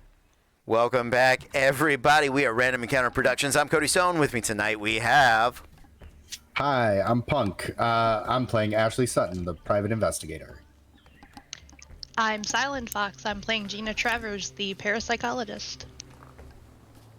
I am Blondosaurus Rex, and I am playing Peggy Williams, the grease monkey mechanic. So this is Massive Nyarlahotep. We are about to get back into the adventure. What I would like to say is that, like last night, we discovered we want to do drunk D&D lore, right? So like drunk history, but explaining the lore of like Eberron or other campaign settings or worlds or classes, all of those sorts of things. How many luck points do I have? I spent 15 of my 23 last week to put you guys on a chase, because I just 5 for each bad guy that I throw at you that's not in the script when I make something up. That's my accounting of it. Thank you for the shout outs, Crimson Shield Scholar. Much appreciated. If you guys don't know, that is our very own Evie, Evelyn Faust in the chat as Crimson Shield Scholars. So moderating, doing an amazing job. Thank you, thank you, thank you. I want to share, I think we need to discuss or have a game, a role play. We were talking about the Saw series, and we're talking about the engineering duds of the Saw death traps, right? Because he's a genius, right? He's an engineer, but there's always some wiggle work, right? There's always that bear trap that just doesn't clamp, right? Or the lasers that aren't calibrated properly for slicing people. So yes.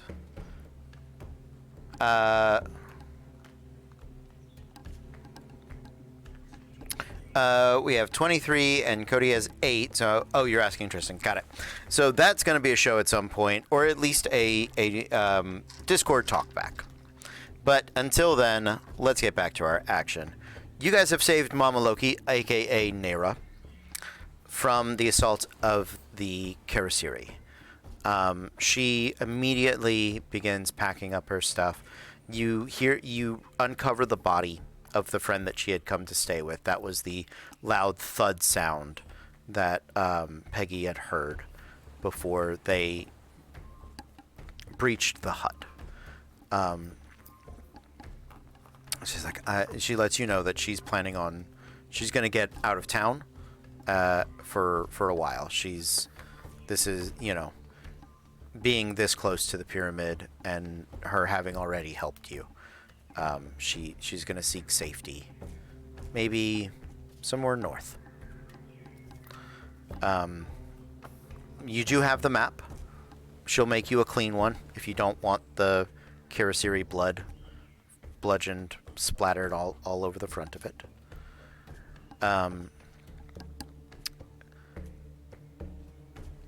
Is there anything else you would like to ask or talk to Nera about?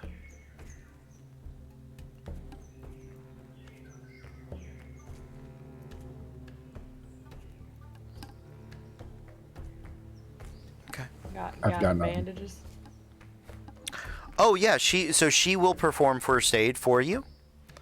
That is a type of help she can do, and because you are it is a successful first aid and medicine roll. So that is I think 2d4 healing for you. You want me to roll it? Yeah. Go for it. Yeah, roll it. Oh, 2. Okay. Yay. Well, good. Halfway there now. Halfway there. Not a prayer. Yes. Yeah, so first aid and medicine healing both do a d4. You all ride the boat back into Puno proper and help get Nera set up on the train out of town.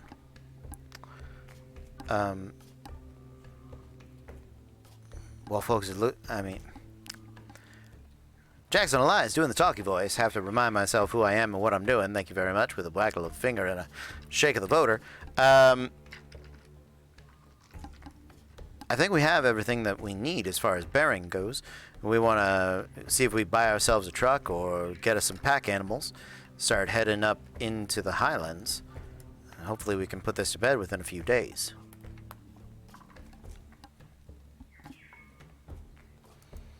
Is there anything you guys would like to get before you head out? I think the only thing, 2 things I want to look before we leave, is I want to take the tea kettle and all of the tea there, because I did not pack any of that, and there was that comforting Okay. feeling. And is there any liquor that she has? She does not.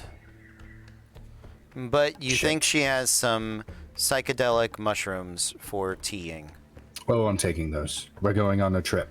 Okay. You know, favorite reed boat? Yeah. Yes, in your favorite reed boat.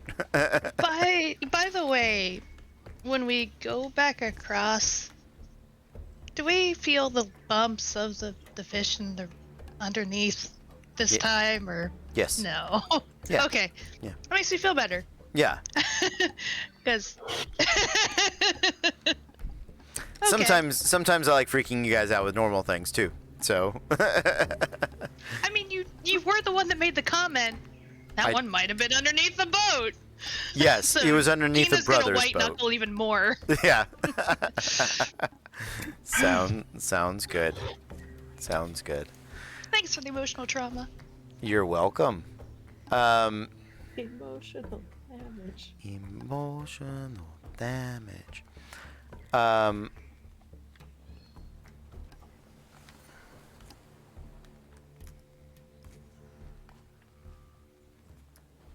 you guys are going to have to spend a little bit of money on things like blankets and camping supplies. While it is late summer and the days are warm, the nights here, especially at this altitude, get cold.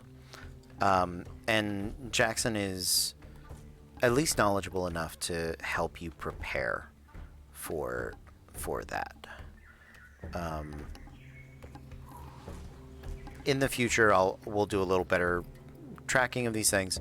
We're just working through the prologue at this point.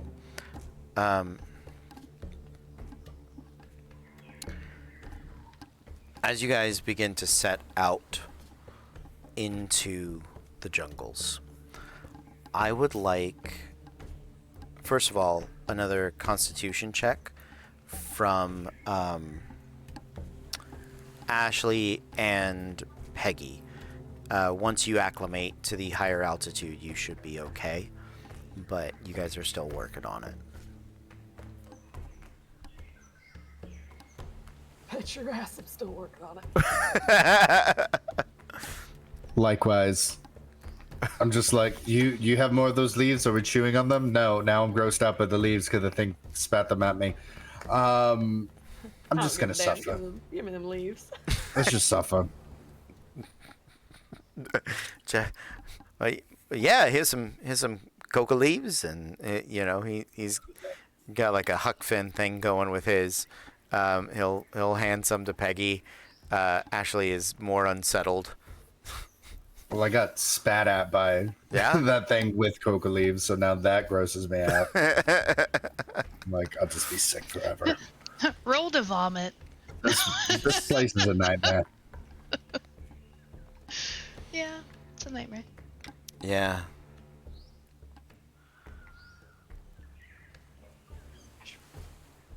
As you guys make your way into the night, you set up a camp. Are you taking any sort of watches throughout the night? Are you doing any actions to protect yourselves? What would you guys like to do? I would like to keep watch for sure at some point, if we can do like shifts. Okay. Yeah, us, keeping shifts would be the best plan of action, especially since we've already been followed once. Yeah. If on my shift I could also clean and fix my gun, that would be comforting towards me. Yeah. Absolutely. Hey, Weird Chick. Welcome back. We are traveling into the mountains now, to the pyramids. They've gotten some pack animals. They've gotten some sleeping kits, and we're just getting into the first night. Now we are camping. So, who is taking the first watch? Okay. Who is taking the second watch? Okay. Who is taking, we'll say one of your other party members or Jackson will take the last watch, and you can take the third watch. If all of you would make me listen checks, I would appreciate it.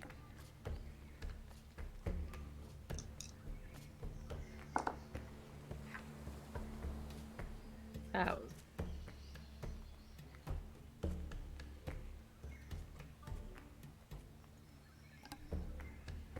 Very on trend.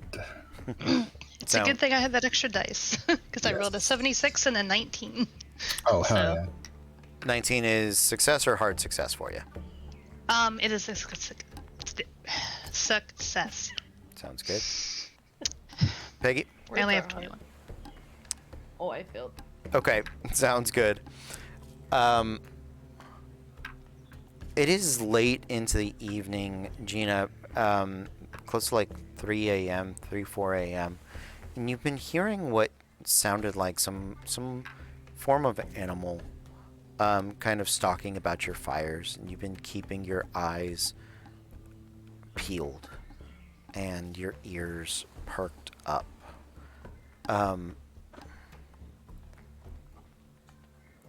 There is a sort of one of your, what do you have? Horses, donkeys? What is appropriate? Donkeys? Great. I was Yeah, gonna say we either have donkeys or like mules. sounds good. Oh. Yeah, some donkeys or mules. I mean, the only ass here is Ash. Yeah. Correct. Anyway. Wait a minute. Um,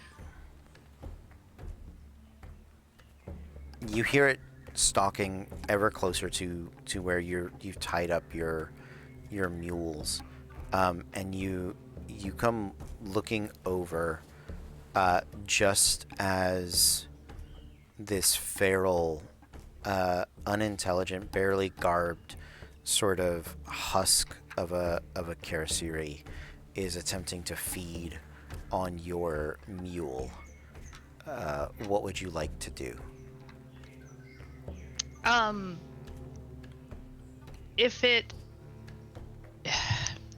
doesn't look like a, I mean, I'm actually going to try to draw my weapon and see if I can I get within range without it kind of noticing. I'm guessing it's focused on like it's gonna eat. But... It is focused on eating, so yeah, you pull your weapon out. Go ahead and take the attack.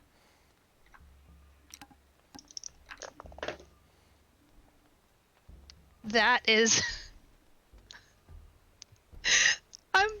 I'm having a really good night. That was a 9. That's great. Have a good night. Nice. It's an extreme success. Yeah, max damage plus a roll. Go ahead and roll it. I mean, I'm not mad at this. No. That is 6 plus 2, so 8. 8. Yeah, with the shot, and the rest of the party is the investigators are woken up with the loud explosive sound of the gun going off just in the dead of night. You guys are thrown awake. The Karasiri, you catch it like in its neck. It falls away from the animal, which is now freaking out. All of them are sort of mewling and kicking and all of those sorts of things. The Karasiri doesn't move. It seemed to be both feral, starving, and near death when it desperately set upon you. So that was nicely done. I'm guessing. And I'll just go ahead. Yeah, I just look around at them, and everybody wakes up. The fact that I discharged. What They're the hell? they're definitely very hungry out here. And I'll double check on the pack animal before I go back to sleep, or before I let everybody go back to sleep, just to make sure it didn't get too much off of the poor thing.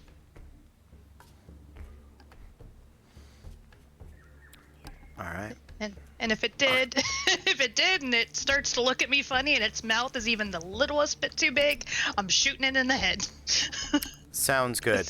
I will say you watched when it attached. Like, you know, it was seconds. So you've experienced enough Karasiri at this point to know that they are not. Usually it takes them a second to get the old juices flowing. Yeah, I know. I'm mad about it too. Can we not say get the juices Please flowing when we're referring to being continue with the eaten by a juices. lamprey mouth? No juice. No All juice. juice. All No juice. juice. All juice. There you go. Nothing but juice. The rest of the night passes seemingly without further incident, and you all are up the next day, making your way forward.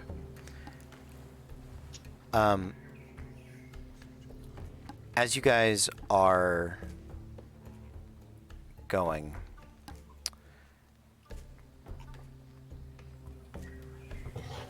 I would like you to make me a spot hidden check. All of us? Mm-hmm.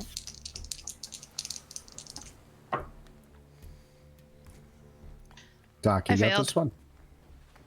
Oh, but I failed too. I failed too. Okay. I think. We're dead, guys.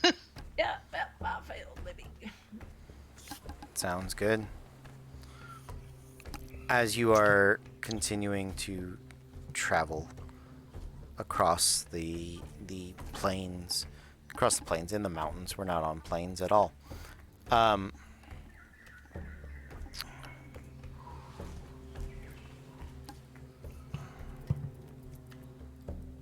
Yep, not doing that. Just not important. Skipping past that. You take a watch for the night. If you all would make listen checks again. Listen or spot hidden. I'll take either one for your second night.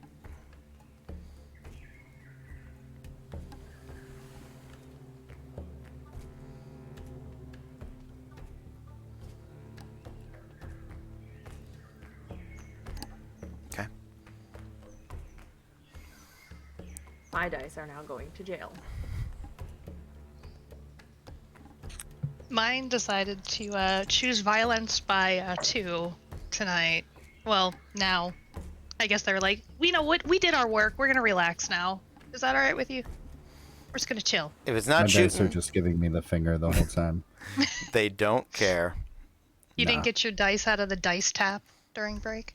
I did. I got new dice, and these dice are not doing well either. Warm down the dice drain. All the dice are angry. They are. Who did I anger today? They don't know what game they're playing. That's the problem. They're used to trying to roll high. I like how we both dropped a dice at the same time. I feel like this is. We're in sync. I'm Joey Fatone. Do. You can be Chris Kirkpatrick. I hate it here. I hate it here on God. Okay, that's a little bit better. That was an 8. Let's see if these do well later. Okay. You wasted the one good roll they had. Yeah. The next day, you continue through the mountains. The night passes, and you see high above you, up on a near plateau, the outline peeking up from the canopy of trees of an irregular shaped pyramid. The next day, travel is hard, and about a quarter of a mile from the pyramid, as you've begun to stretch out of the jungle itself, your mules and donkeys refuse to go any further. Their instincts kicking in, and they are quite stubborn in their refusal to approach the place of clear death. So much so that when the wind catches and carries the scent of fetid meat and rotten flesh from the pyramid, it is sickening. I would like, because we've gone through a few days, if you guys want to make some constitution checks to see if you are done with altitude sickness, please do so. Yeah, I am. Nicely done. Come on, Ash. Come on, Ash. Do I get any health back? Yes, so every day you recover 2 health. So that is, it's been 4 days, so 8 health. So, what happens when you're slightly above half? That's not a success, right? What is your constitution score? My con is 70, my half is 35, and my strong is 14. What'd I you rolled a roll? 40. That's a success. Okay. Yeah, you only Okay. you only have to roll below the 70 for a success, and you only need a regular success to acclimate. Okay. Yep. On this final day, making it up to the plateau, you guys have some options. You can make a survival mountains check. You can make a climb roll. Or you can make an animal handling check.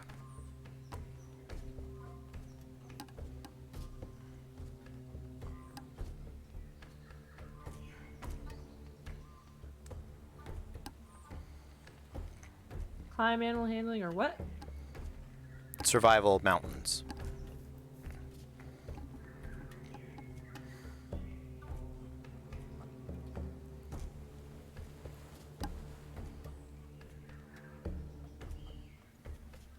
I don't think I'm good at any of those, so this is going to be really interesting. I'm sorry, Ash. It's okay. That is a hard success for me. For climb. Okay. I'm a failure. I'm stealing everybody else's roles. Is this what I've turned into? Or is my, like, propensity for low rolling finally paying off for the first time in my life? Yeah, little column A, little column B. I Anna. finally excel. I'm looking for animal handling. Ride. Where is that? Ride It's under animal. hi- It's ride. under ride. Yeah. Got it. Sorry. Mm. Or maybe no. I think ride and animal handling are separate. Apparently. And what's animal handling? Let's do climb, I guess. I probably don't have anything. Nah. Okay. Those of you that struggle your way up into the mountain, you are going to have a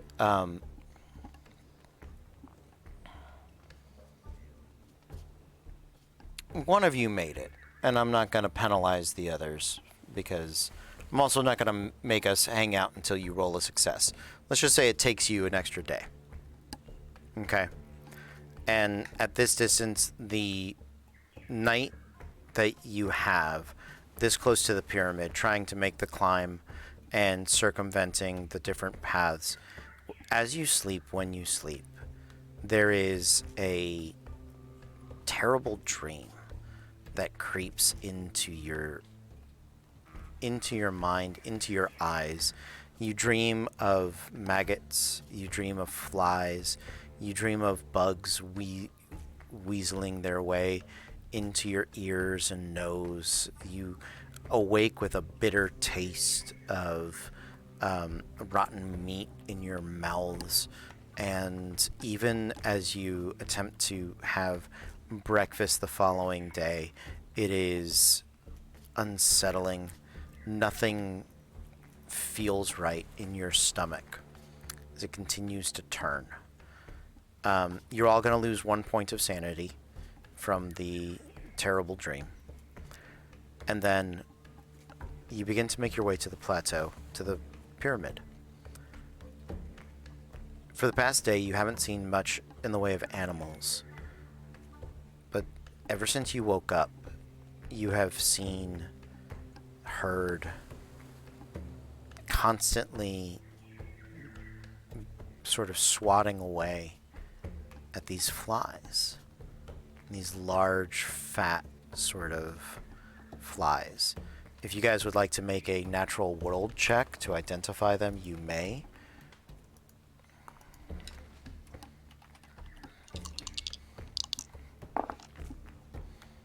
Nope. I'm not enjoying it. I don't know. Okay. Negative. Negative Ghost Rider. Okay. Having a super good time. Yeah. They are flies. That's what you got. Sounds good to you.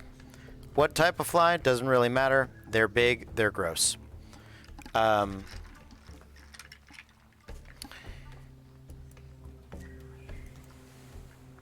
looking at the pyramid in front of you, it's almost dark as there's like a cloud of them over the place.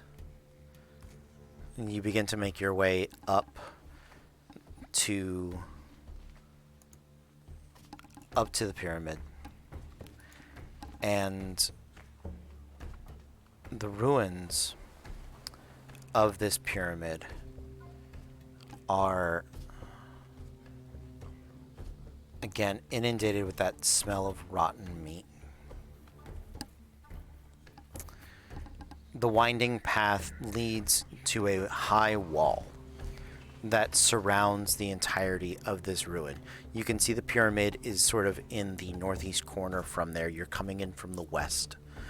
And it is many steps up above there. There is a large gate that had been made of iron and stone that is, you can see, pushed ajar even as it's dug into the ground beneath it. You're, I'm gonna say, like 50, 60 feet from there. What would you guys like to do?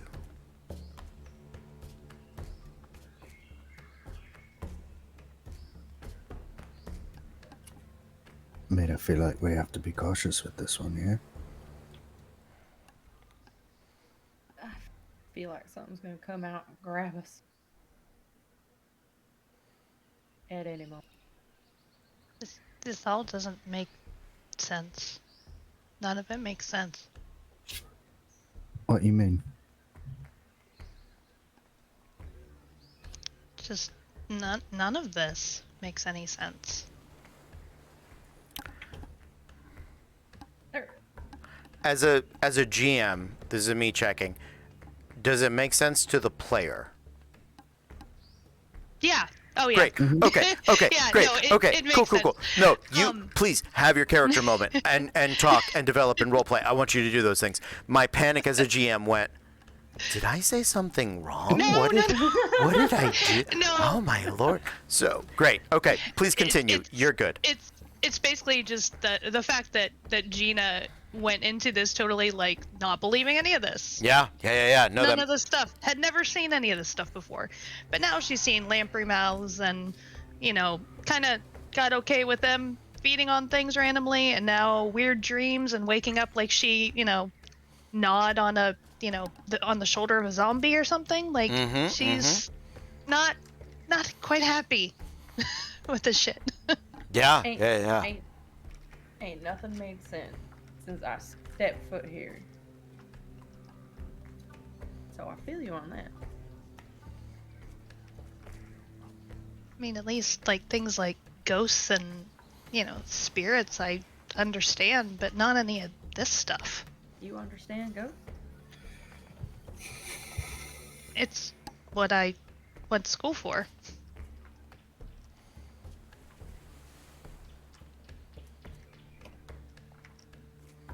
So what are we gonna do?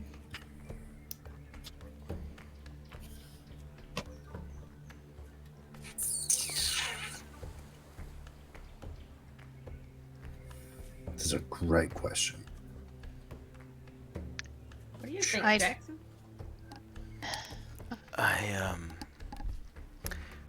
Well, if you're asking me, I think first of all we should see if we want to sneak up to that main gate, or maybe there's some way. It doesn't look like it's very safe, but we do have climbing gear if we want to try to work around the outside, maybe closer to the mountain, see if we can get up on top of one of those walls, maybe take a peek inside. If not, front door, but quiet like would probably be the best way to go about it. Not a lot of retreat here as he looks back down the path that you guys have worked very hard to come up this way. So whatever we do, we either need to be, pretty careful or well prepared. I think that's probably the best things we can do. I mean, I can go and... Is the gate, like, solid, or there... So the gate itself is solid, but it is ajar. and it's wide enough for a relatively large person to go through. So we can sneak through there. The walls are kind of crumbling. They're at the low end, sort of 6 feet. At the upper end, around 12 to 15 feet. Now, right at the gate, they are pretty high. And some of the ones to the southern side remain pretty strong. That's where the mountain is. But to the northern side, where it's more cliff face, those have crumbled and have sort of fallen down and away around that western side going north. You don't know, because there's no like good solid path outside the walls, so you'd have to like shimmy, Nathan Drake shimmy it, or like have a climbing kit or something like that, ropes and belays and pittons and all of that to kind of work your way around. It is very much designed to have like one main entrance, and it's meant to be pretty hard to get to. But time has deteriorated a lot of these walls. Well, if we want, I can sneak up there and like take a peek. Like just peek in, take a look, come back. Absolutely. Right, that sounds like a great idea to me. I'm not the stealthiest person, but if anybody else thinks that they're light of foot and soft-shoed, I mean, if you're comfortable with it, I was getting your accent. Well, if you're comfortable with it, yeah. I'll do it. I mean, we're already here. We gotta get in there somehow. I'm not extremely stealthy. Neither am I, but one of us gotta do it, right? Yeah, Jackson has a 65, so he'll go with you. It's gonna weigh you down, that's fine. I mean, I will offer to go. I'm a 60. I'll go with you, Peggy. Alright. If I'm I'm not screaming, offering. hold me back. Yeah! Extreme success on a... I got a 3% and extreme is 4. Ooh, nicely done. Peggy. Oh my gosh. Peggy, Yeah. Peggy. Amazing. At least they work when it matters. Yeah, you are super stealthy. Jackson, he succeeded. He didn't get he's a regular success. So he's less good at it, but he's right there with you. He's got his gun pulled and ready. He's put a bandana over his mouth. He's just tired of the damn flies being everywhere. You make your way up to the gate and you kind of look in. Go ahead and make a spot hidden check. And Jackson will make one with you. 95 is he's distracted by flies.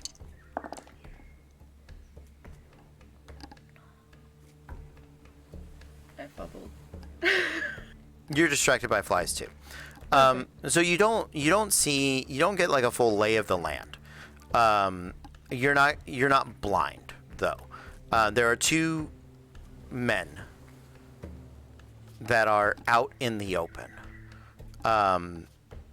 And one of them is at like the base of the pyramid, and you actually see him second. The other one is ascending the steps of the pyramid, and you watch him. He's nearing the top.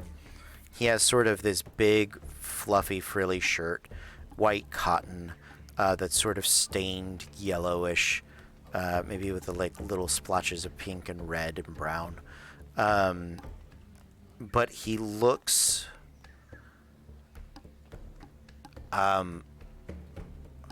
he's got like a weird beer belly. You know how like that type of body shape where somebody is skinny or fit everywhere except for the man pregnant belly, beer belly that is happening. He kind of looks like that.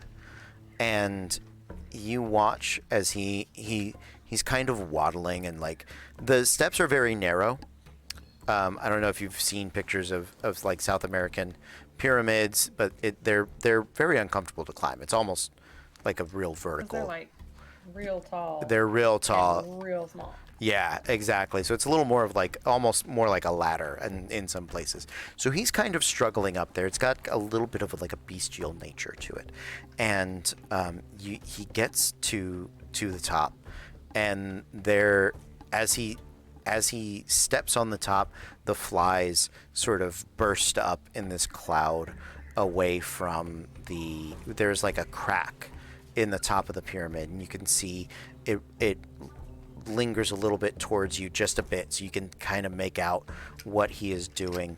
And he hunches over this crack in the top of the pyramid and begins to lurch for a moment before he begins just vomiting way more than you think anybody should be able to vomit. But it is chunky and splashing and loud. And you can watch like his stomach goes back to normal. He had apparently like stuffed himself so full that it reminds you of like a mama bird feeding a baby bird, sort of.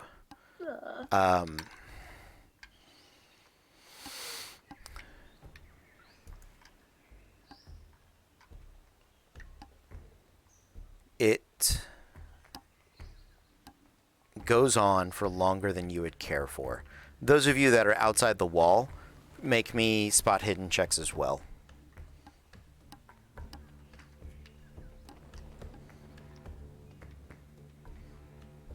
Nope.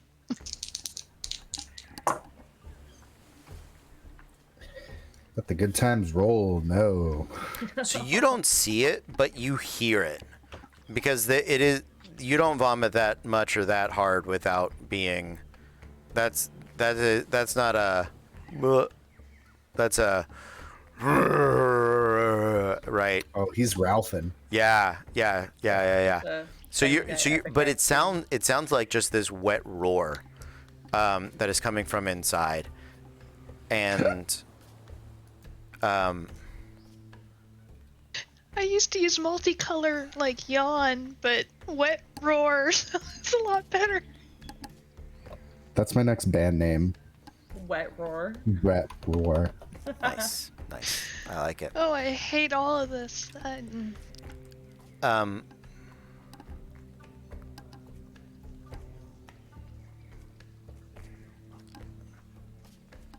Jackson is looking at this. I'm just. He starts looking for a place to be sick, and he just starts walking back. He's like, and you guys see Jackson start to make his way back to you guys. Does the pukey dude do anything else besides puking? Once he finishes, he looks very relieved.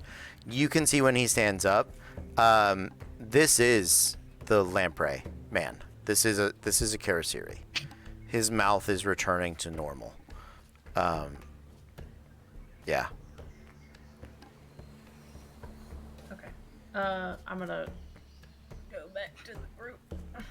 Yeah. So you know that there are at least two in there. And I will let you know that you get the feeling, you know that the Karasiri are bound to the father of maggots. Ashley Sutton has seen within the pyramid itself. This is the pyramid that your mind's eye had ventured across the sky and traveled down into when you received the vision. And that it was through that crack in the ceiling. This is how the Karasiri have been serving and feeding the father of maggots for hundreds of years. And this is how it has grown. You know, with this offering just made, they're probably going to set out soon. And actually, I think this is a good place for us to end our adventure for tonight.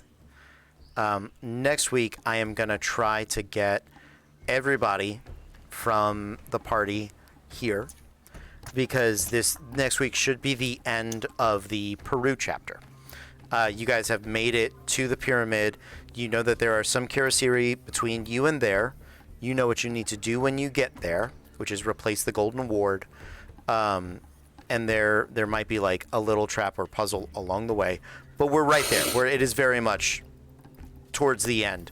Like if we went another half hour, you could probably get past the Kirasiri, but I feel like that would kind of blunt the finale next week for this chapter. You know what I mean? So Yeah. let's do it as a legitimate finale next week. Not finale for the series, but for this prologue. Hell yeah. After this, we'll do a little wrap up. You guys will have a time skip of, I think it's about 5 years. So you can rebuild your characters if you want to with the points that you have. Any adjustments you would like to make. And then we will begin with chapter 1 of Mask of Nyarlahotep, New York, America, which I am super excited about, because that will be... So next week would be normal show. Make sure. Wait, let's see. Oh no, next week is the 2nd. So that the 2nd is officially our streamiversary.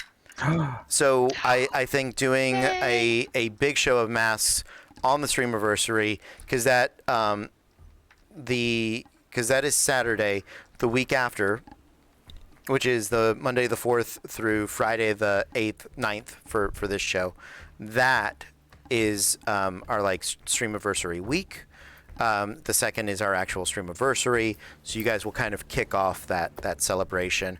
We've got a That's big, gonna be awesome. yeah, we've got a big show for this on the 2nd, and then I think the 5th and the 6th we're gonna do a double show for Disasters in Danger.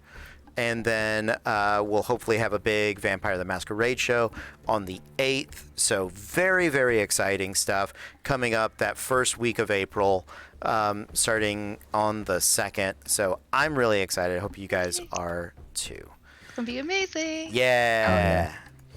Well, we are going to... I'm gonna figure out who to raid first. I'm gonna do this like a real person. Let's see if anybody has posted in self-promo. Anybody that is live? Nope. Okay, we're going to go look for anything. How did I just get that we found one Mask of Nyarlahotep? You did. Yep. Oh. Until you pointed it out, I didn't think of it in those terms either. So don't fret, Crimson. This one has a little bit of puke on it, though. Can we get another one? This one's In gross. 5 years. Yeah, absolutely. Yeah, Gary Khan.